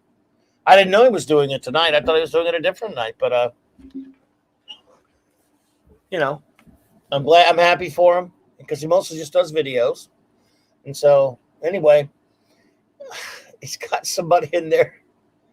Oh man, I'll talk to him about it later. But it looks like he's got someone there messing with him. I don't know.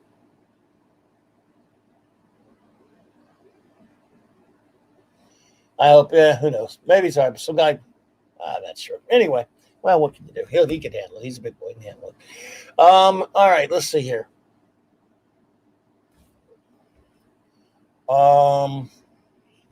See, I felt like I was really off my game Monday night with my show about mags about comics, but I actually learned that it was kind of weird that there have been a lot of people that didn't even know about some of these mags back then. because I got some, somebody contacted me and said they didn't know about all these mags, but everyone knew about Wizard, of course. So I don't know. That was fun to do. What the? Sorry, I'm having a bit of a. What is wrong with this? Urgh. Sorry, bit of a technical problem there. Sorry, everyone. But anyway, so I really had a lot of. I had a lot of people show up, and I'm just so grateful that we had a lot of people that show up for stuff like that when it's a topic. Like tonight's not a topic. I don't have a topic. I will have one for Monday soon. Crucible the Crazed. Wow. That's a tough fight right there. I want to say it's tough to go against Dr. Fate. I love Dr. Strange. I'm not sure who wins that one, but Dr. Fate has the helmet of Naboo. Of Naboo later he does anyway. And, works for the Lords of Order. I'm going to maybe go Dr. Fate, but man, that's a tough one. I love them both, by the way. Yeah, I'm Crucible. I'm one of those weirdos that loves Marvel and DC equally in terms of the characters, not their horrible companies. The companies are, of course, run by are absolute parasites. But the characters. A couple of months back, my friend of mine we did a show about how Marvel and DC are really not all that different, and that was fun. But also, I'm going to do one soon about just kind of the history, the way that both these companies have screwed people over. They don't own any of legally they own these characters, but almost every single great creation that these companies quote unquote own were created before 1970. Not all, but most of them were. And pretty much every one of them nearly the creators have been really, really taken advantage of, screwed over.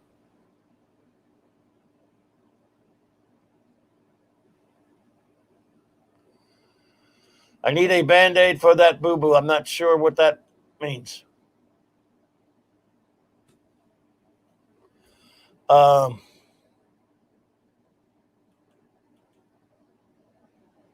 Let's see. Is that match in the What If series? Is that which one match? I'm not sure what you mean by that, Raquel. Oh, thanks. Let's see. I keep missing the damn thing. I keep missing the target. Oh, there we go. What should be my first purchased comic? Next week I will buy. You've never purchased a comic before? Wow, man. I don't know if I'm up to that responsibility, Canadian Spider-Man.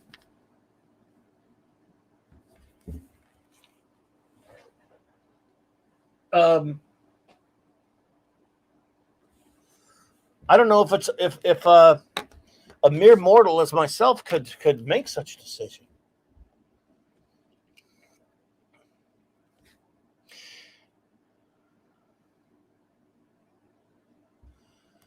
Marvel. Let's see here.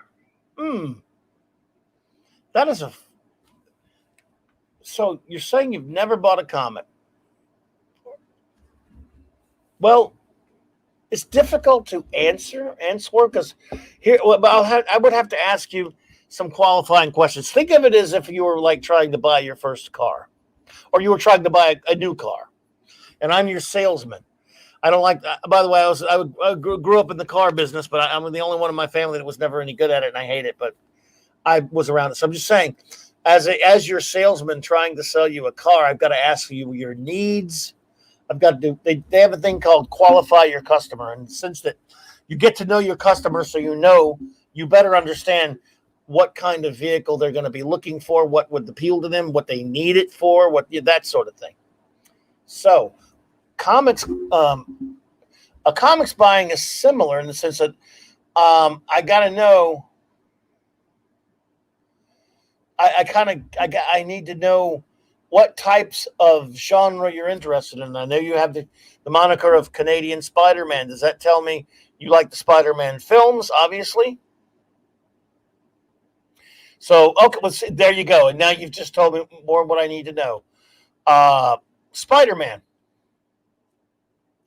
Okay, something Spider-Man. Now that narrows it down. Now the way I would basically say is, if you're going to buy a comic, a single individual issue, it's kind of tough to direct you to one, because to me, most of the best Spider-Man stuff is long gone in terms of hasn't been around for a long, their back issues and that sort of thing.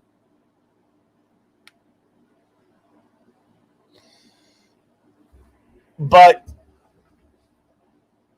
there are a couple of good trade paperbacks, reprints you should pick up. That are like that compile comic stories. A trade paperback means it's a book that it takes a 6, 7, 8 issue story arc or whatever, what have you.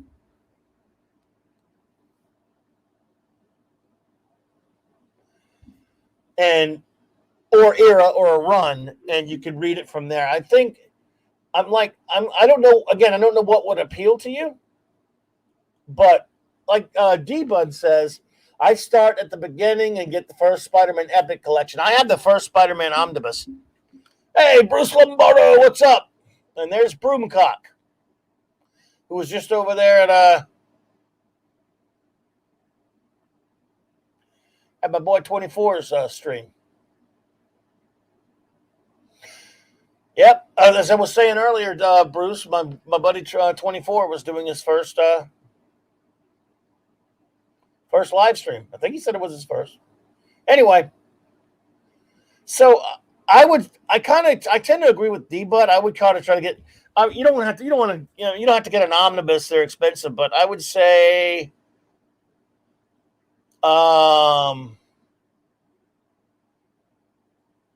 an Epic Collection or something like that. The early Ditko run, if you want to start at the beginning, that's great. Hey, Blue Hero 96. Good to see you, Blue Hero 96. Thank you for popping in. Let's see here.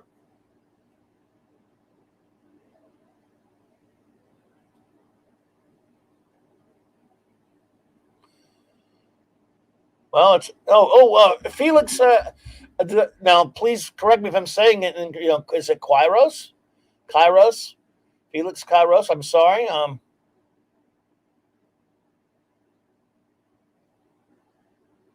don't know. I hope I pronounced. But either way, Felix. Is it Kairos? If I'm saying it wrong, I apologize. But thank you for being here.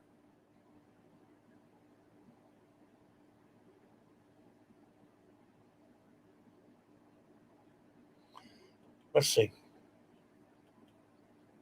Yes, Thor's. So I'd try to start with the Ditko Spider-Man run. Try to get some of the compilations. Probably the Kairos. Kairos. Okay, well, there you go. Well, thank you for being here, whether I pronounce you right, correctly or not.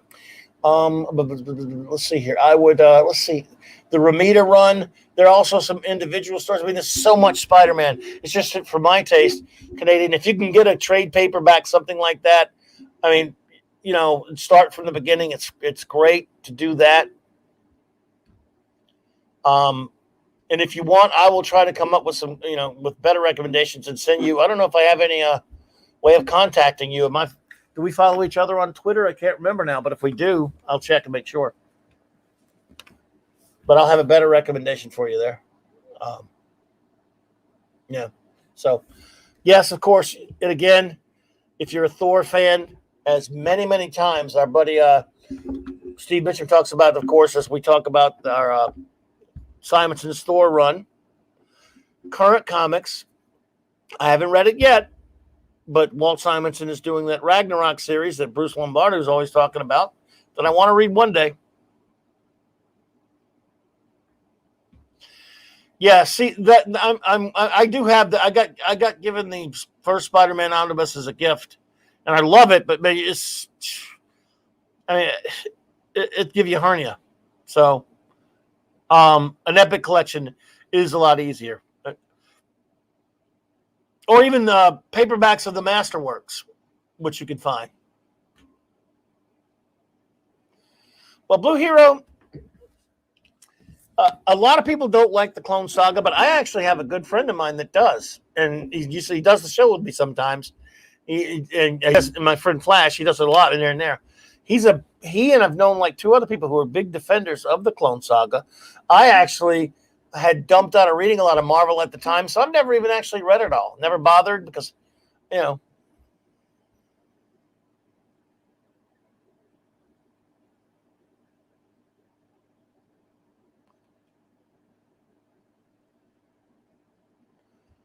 Well, you're too kind, Bruce, but I just need to remember to buy them.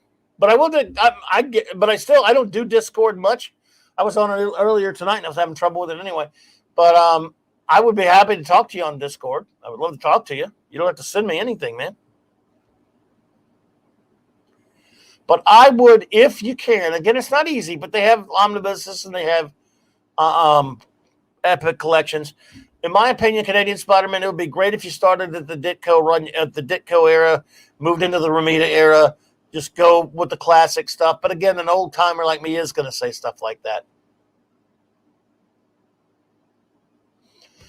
Crucible the Christ. So, but yes, Blue Hero 96. I do know people that do like the Clone Saga. Again, I never really messed with it much myself because I was not buying Marvel at that time. I was selling them probably, but I wasn't. And I wasn't all that big on the concept either, and or Ben Reilly all that much. But like I said, I know there are people who do like it. But you are right though, Blue Hero. For the most part, a lot of people don't like it. It is not very. It's not as unpopular as was it Brand New Day or whatever it is. Now see, a lot of people like those. I'm also collecting the classic 2099 volumes, huh? A lot of people like Spider-Man 2099 also. So yeah, that's pretty popular.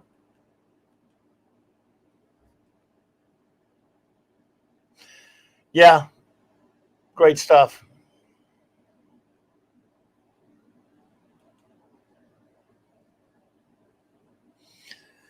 In fact,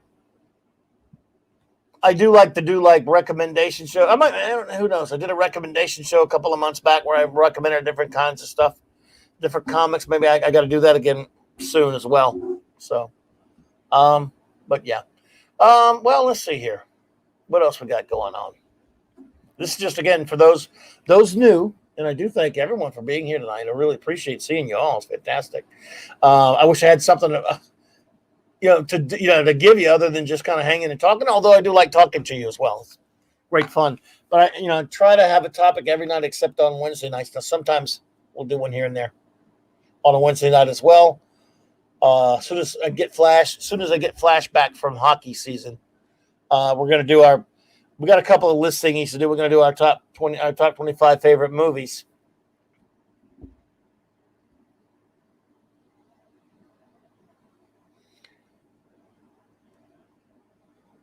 And I'm embarrassed. I'm already embarrassed by my list of top 25 favorite movies because I remember now, and it's been maybe 10 years since we did it.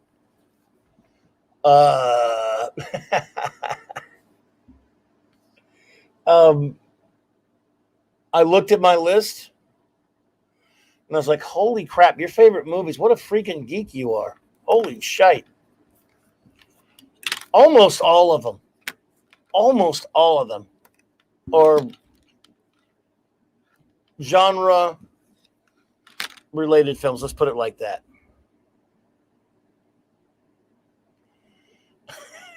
Look, hey, I love it anyway. I love them anyway, and they're going to be my list. And yes, Raquel, I hold my head up. I'm just saying I laugh at myself because you should be able to laugh at yourself. I laugh at it and go, holy crap, what a geek you are. Look at these movies on here.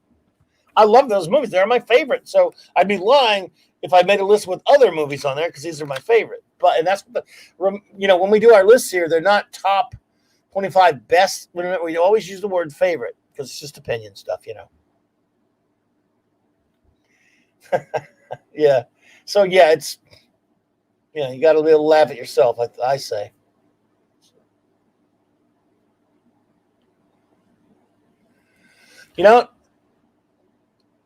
Pat, I do have one other thing. Because yes, look, I bleed geek. Now, our wonderful friend and first officer Raquel makes the distinction. Some people just say they're a nerd about something, and and she is she believes that geeks are different from nerds. There's a different, and she's explained it and stuff. So, but some people don't really know that, so they just say I'm a nerd this, or I'm a nerd that, or I'm a geek this, or I'm a geek that. So I've decided, and she has told me, and I've decided, and by the way, I'm perfectly happy that the way that we've hijacked the word geek, which was a pejorative, to say proudly, yeah, I'm a geek. I like comics and all this kind of stuff. But some people say nerds. But she's a social scientist, as you just said. So she likes to be specific about such things. But some people just call themselves a nerd. So whatever you call yourself. Because it's kind of funny. I was telling a friend of mine about Raquel's definition about that a while back, and I've told Raquel this about this as well. And I was telling about how she was telling me that actually the difference between geek and nerd or whatever. And he said, "Well, you are a nerd about one thing." Scuba Pete, what's up there? Good to see you. He informed me that because I said, I was fine with geek. I'm still fine with geek, right? So he tells me, and he's an engineer, and like my buddy Mark D there, and he's a rather bright dude that I've known for 40 years almost or whatever. And we're at lunch one day, and I told him about that. He said, "Well, you're a nerd about one thing, though," and he wasn't even kidding me because he does kid me a lot. And it's basically this, Pat. Again, for me, it's all geek stuff. Obviously, other interests are. I'm always interested in I love a lot of movies that are outside the geek stream, if you will. I love a lot, and I love, things like history sometimes. I read a little bit of that here and there. I used to be a big time political junkie in the sense that I would follow all politics and read about political history. And I kept up with everything happening, all the minutia going on in Congress and all that kind of boring crap that I've kind of gotten out of it a little bit over the past couple of years because it kind of depresses me a little bit. But I've always used to be really big into that stuff. Read all the everything coming out. Now, not so much. But I was a political junkie for a while there. But the one thing I've always said I'm just a geek about it as well. But I'm told by my friend that I'm a nerd about it is, aside from as you say, Pat S, sci-fi, comics, collecting toys and stuff. The one thing, because other people are geeks for music and different other stuff like that. The one thing is NFL history. He tells me I'm a nerd for it because we talk about obviously for 50 years I had the one thing I loved as much as my geek stuff was the NFL. My beloved team, the New Orleans Saints, and the NFL in general, NFL history, NFL films, which is NFL films is high art, folks. NFL films by the masterful filmmakers, Ed Sable and Steve Sable is wonderful. So I love, again, I'm not into any other sport. I respect other sports. I'm just not really into any other sport. But I love pro football. Now, last year, because of certain things that happened, I gave up pro football. Gave it up. Because of things that have gone on with it, that politics have broken into it. And they've really just soured me on the sport. And if you told me a year before that would happen to me, that I would stop watching my team no matter what, and I would not be just as into every bit of the minutia about NFL every year, couldn't wait for that time of year. If you told me there'd be a time that would change in my life after doing it for 50 years, being a rabid fan of it, I'd have said, no way, it's impossible. But it happened last year. Last year was a weird year for everybody. And obviously the horrible, real serious things that happened to everybody is way worse. But as far as that's probably one of the weirdest year I've ever had because something that I really did think was impossible happened to me. And I fell out of my love affair with following the NFL. I never thought it could happen. But I still love old NFL films, and he and I get in these conversations all the time. And I'm terrible with numbers. I'm terrible with memory. I'm terrible with issue numbers of comic books, whatever it is. But he thinks I know, and by the way, I don't know, when it comes to like Super Bowl history in particular, or anything football history from especially the 60s and 70s and 80s and even 90s really, and even even into the 2000s, about players and different things like that. I mean, obviously I forget stuff because I'm old. He said, well, you know what? When it comes to football, you're not a geek, you're a nerd because the way you talk about it. Now, I just think I'm a geek. He said the way you talk about football, he named all these players because I watched them on YouTube. I watch old games on YouTube, and I watch old NFL films reels on YouTube every day just about, and I'm watching them. And I listen to that wonderful Sam Spence, the soundtracks, the music for NFL films by Sam Spence is so brilliant. I listen to it all the time. So he says, oh, yeah, you're naming players that I'll watch a game from 1982 or highlights of a game from 1982 just out of the blue, and I'll remember all these players. I'm like, I don't understand how I remember this crap, and I can't remember what I did yesterday.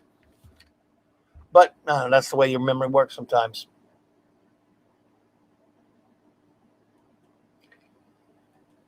So it's that. The one thing is the NFL and not even new NFL anymore. Pat, my buddy at work is a lifelong Chiefs fan. I used to get it. Yeah. Yep. But then they finally got that Super Bowl, yeah.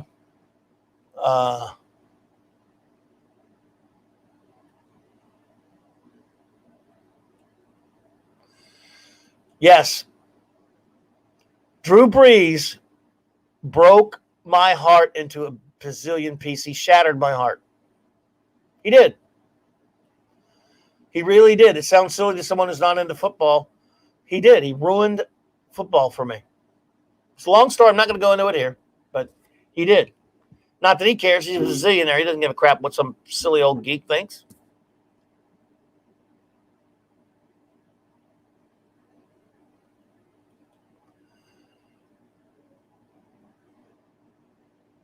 But I'll still have my memory of that. Look, Pat S., look, we got that one Super Bowl. You'll never get another one anyway. But at least I got to have it once. I never thought I'd ever see that happen. The voice of NFL films, well, the man actually called the voice was John Facenda. Pop culture activist. What's up? Just kidding. I know it's archivist. What's up, bro? Jed's here. I think it's Jed. It looks like it. It might be Ash under his name, though. Go Suns, F the Lakers, and Nuggets. Okay. There you go. I put that up without seeing that you put dirty words in there. Yo, what's up, Jetty? So anyway, yeah. So that's that sad story.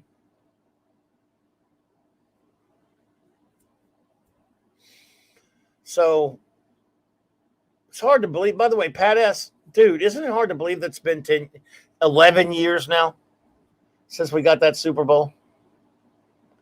I know you put the dash. I was just messing with you, dude. You're fine.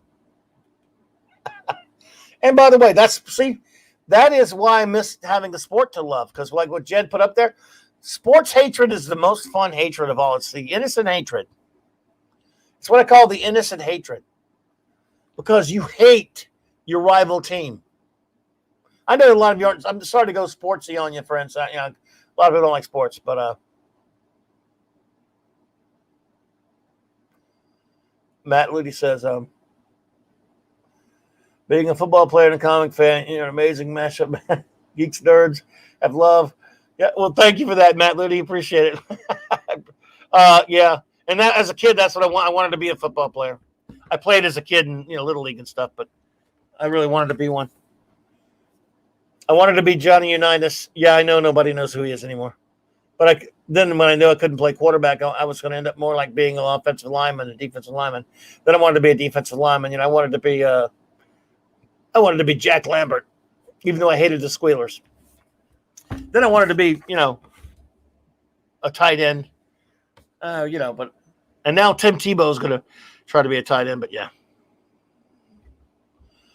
See, Steve Mitchum. And what I love about Steve Mitchum is that he's not afraid to be wrong in public, because football, he's wrong. He's always been wrong about football, and that takes, look, that man is right at least 30% of the time in his life. Just kidding, bro. Way more than that. Steve knows I love him, and he can't kick me from here. So anyway, well, we're going to start rounding it up here. Because we've been here for 2 hours.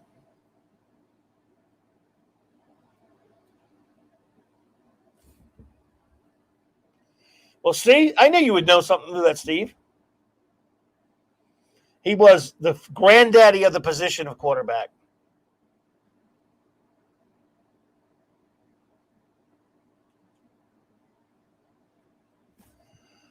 So I want to thank you all so much for hanging out with me tonight. I know I'm going to forget some names probably. But before I do that, I'll wrap up with some some show notes here. Tomorrow, I've had to move the Global Geek Gang back from its normal time slot of 1 p.m.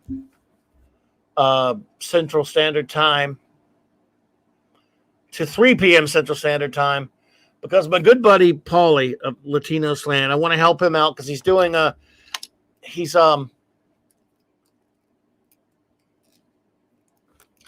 love Sammy Bond, Otto Graham, love those guys. And don't get me started, Eric. I can talk old football history all day long. I love it. But anyway, Paulie, the great Paulie at the Great Latino Slant, is doing a stream. It is a reunion right now. I actually think he's doing a watch party of the film, a reunion show, a stream for the film Stand and Deliver, which starred, of course, the great Edward James Olmos and also Lou Diamond Phillips, I believe.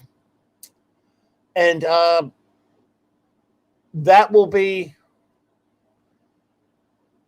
at least something.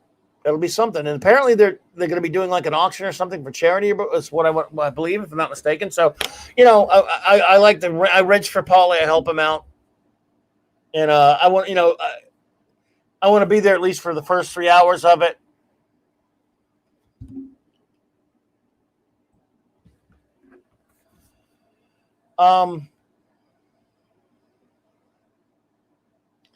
So just for 1 week, I wanted to push that back but just do a short show tomorrow with the Great Global Geek Gang, because I didn't want to not do it. I want to see and hang out with everybody tomorrow. So I hope we'll still get people to hang out.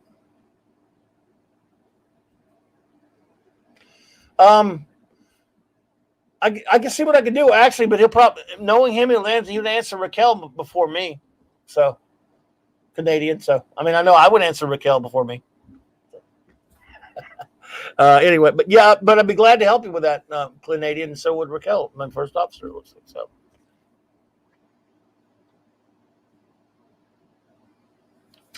So anyway,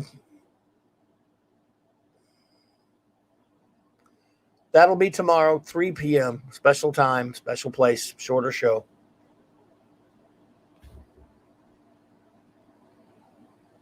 Matt Ludy, thank you that. Yeah, I love that scene. Flash Gordon, quarterback, New York Jets. So anyway, but let's see here.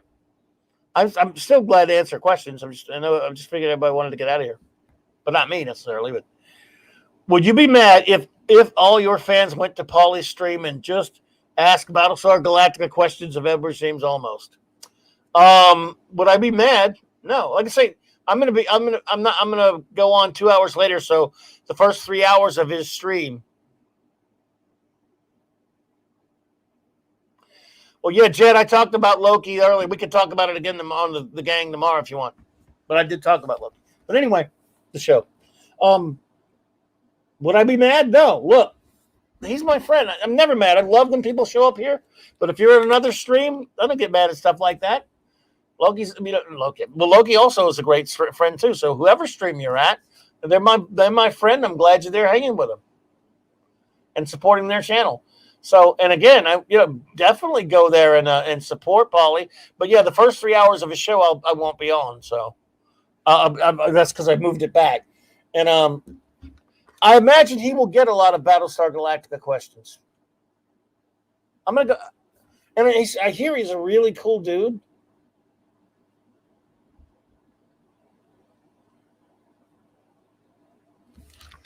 But, well, D-Bud, I don't know. I'm sure Paulie is probably going to ask him what he wants to do, and I don't know. I'll ask Paulie when I get off of here tonight. I'll ask him what the lay of land is on that, because he's going to want to tell his wrenches what he needs anyway. So if Edward James Olmos does not want questions about BSG, then he won't allow it. But he seems like a really nice dude.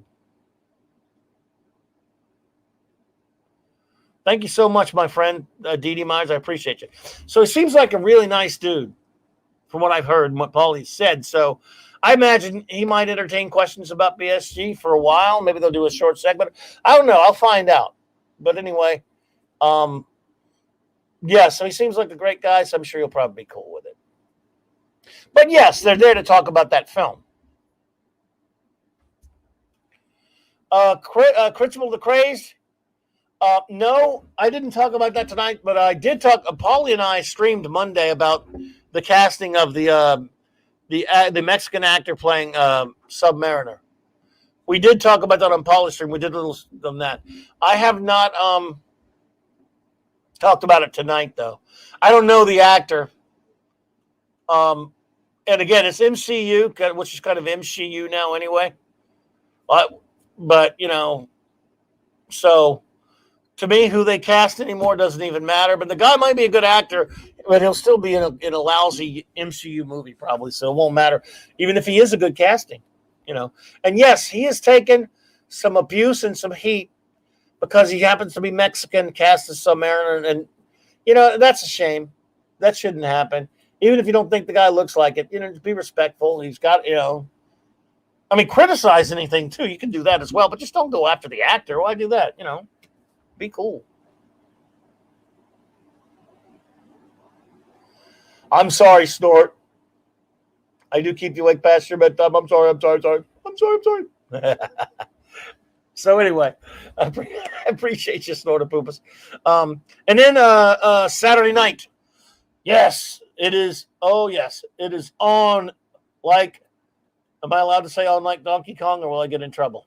I better not risk it. Saturday night Star Trek. This is it, folks. The finale of Phase 2 of the big 735, or the big 66 through 05. The review of all of real Star Trek by my fantastically fabulous first officer, the magnificent R.M. Commander Raquel Briggs. Commander R.M. Raquel Briggs, or whatever you want to say. And Clobby. 6 episodes, this, of course, that comprise the second season of Star Trek, the animated series. And we will finish with that Saturday night. And then the following week, on to the movies. Yes. On to the original cast movies.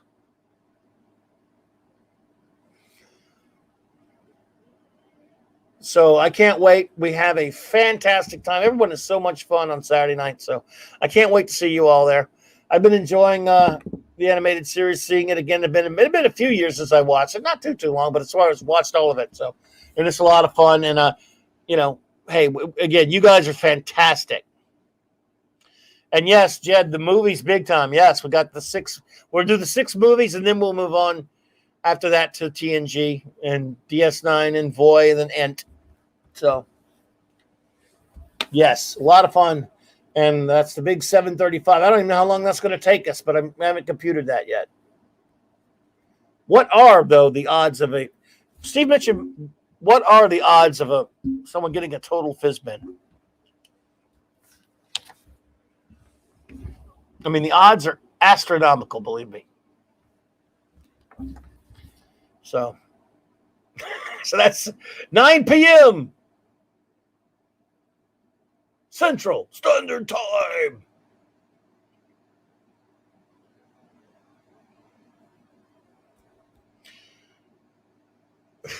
Astronomical. Yeah, there we go. Oh, shite. No, anyway. Okay, so and then Monday night I will talk about comics on the Mark C. Comic Show. I just don't know what yet. I got them all over the place. I got to figure out what I want to do. Oh, yeah, there we go.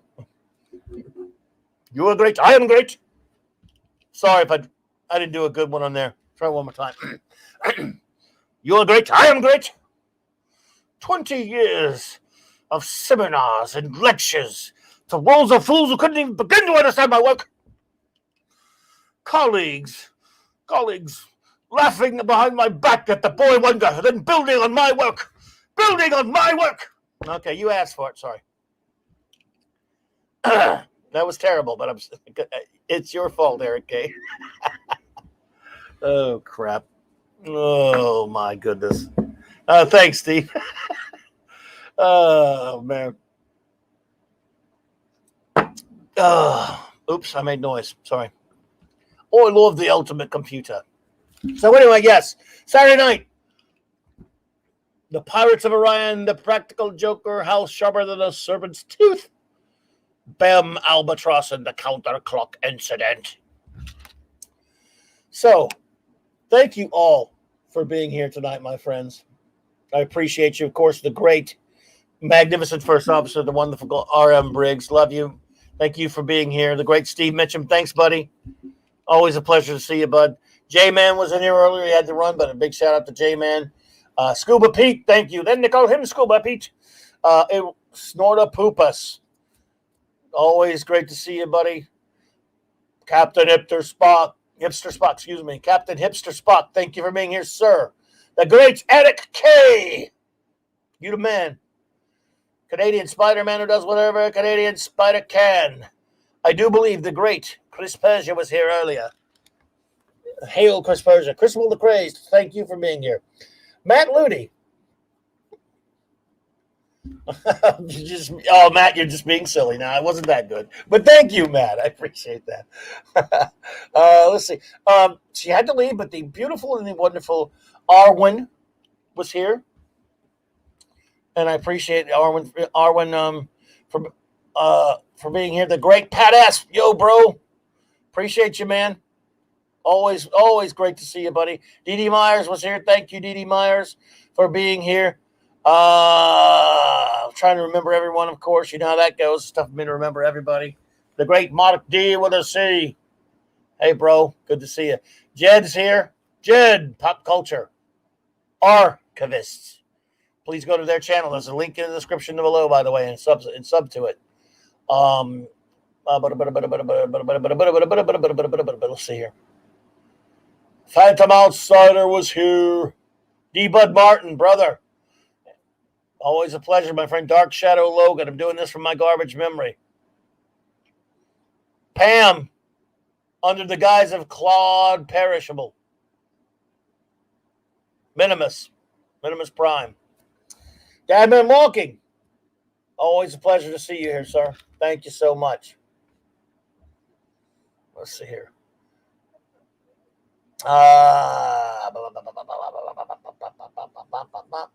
Let's see here.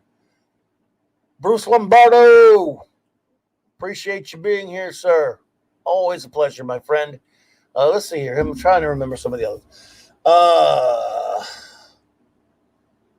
Blue Hero 90, I think. Blue Hero was here. I'm bad with names. Brett Cohen, what's up there? Good to see you. Good to see you, Brett Cohen. Oh, yeah, we'll see you at the Global Geek Gang tomorrow starting at a special time at 3 p.m. Central instead of 1 p.m. But just for that one time there. So, Brett Cohen, but I hope you will drop in and see us. Let's see. Can't remember everyone. Oh, man. So many fantastic friends. And anyone who was here that didn't say hi, but were listening or watching, and later, of course, as well. Just really appreciate you. Thank you so much. Because, just sitting there doing nothing, shooting my stupid mouth off for a couple of hours, and you're all nice enough to hang out with me. It's fantastic. I appreciate you. We did have a gentleman pop in by the name of Broomcock. I don't know if he's the alternate dimension version of Doomcock or not, but hey. Hey, Stephen Ernest. It is great to see you. Mighty Zarquan. Oh, so cool to see you there. Let's see. I think we got everybody. Look, you all know how I forget people. I forget. So,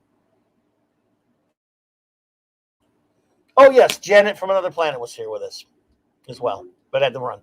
So if I forgot anyone, it's just because I probably didn't see your name pop up for a while or whatever. But if you were out there, I love you for being here. Thank you. And it's just my garbage memory. On Saturday nights, I write them all down so I get everybody. That's especially, and we're just kind of winging it here tonight. So, and hey, Canadian Spider-Man, let me know what you end up with, buddy. The comics or whatever. If you get any comics, man. And then if you hate them, you can just charge me for them. We have a special service for that. All right, everyone. Well, hey, as always, as I'm on the way out, I will say, and I love you, number one, you're the best. I will say thank you, and I will to the great, as always, the great Stone Loki for this wonderful intro-outro that he made for me. Good night, everyone, and have a wonderful tonight, and hopefully see you all here, as many as can make it, for the big global Geek Gang tomorrow. And, of course, good luck to Paulie on his great stream that he's having as well. Good night, everyone.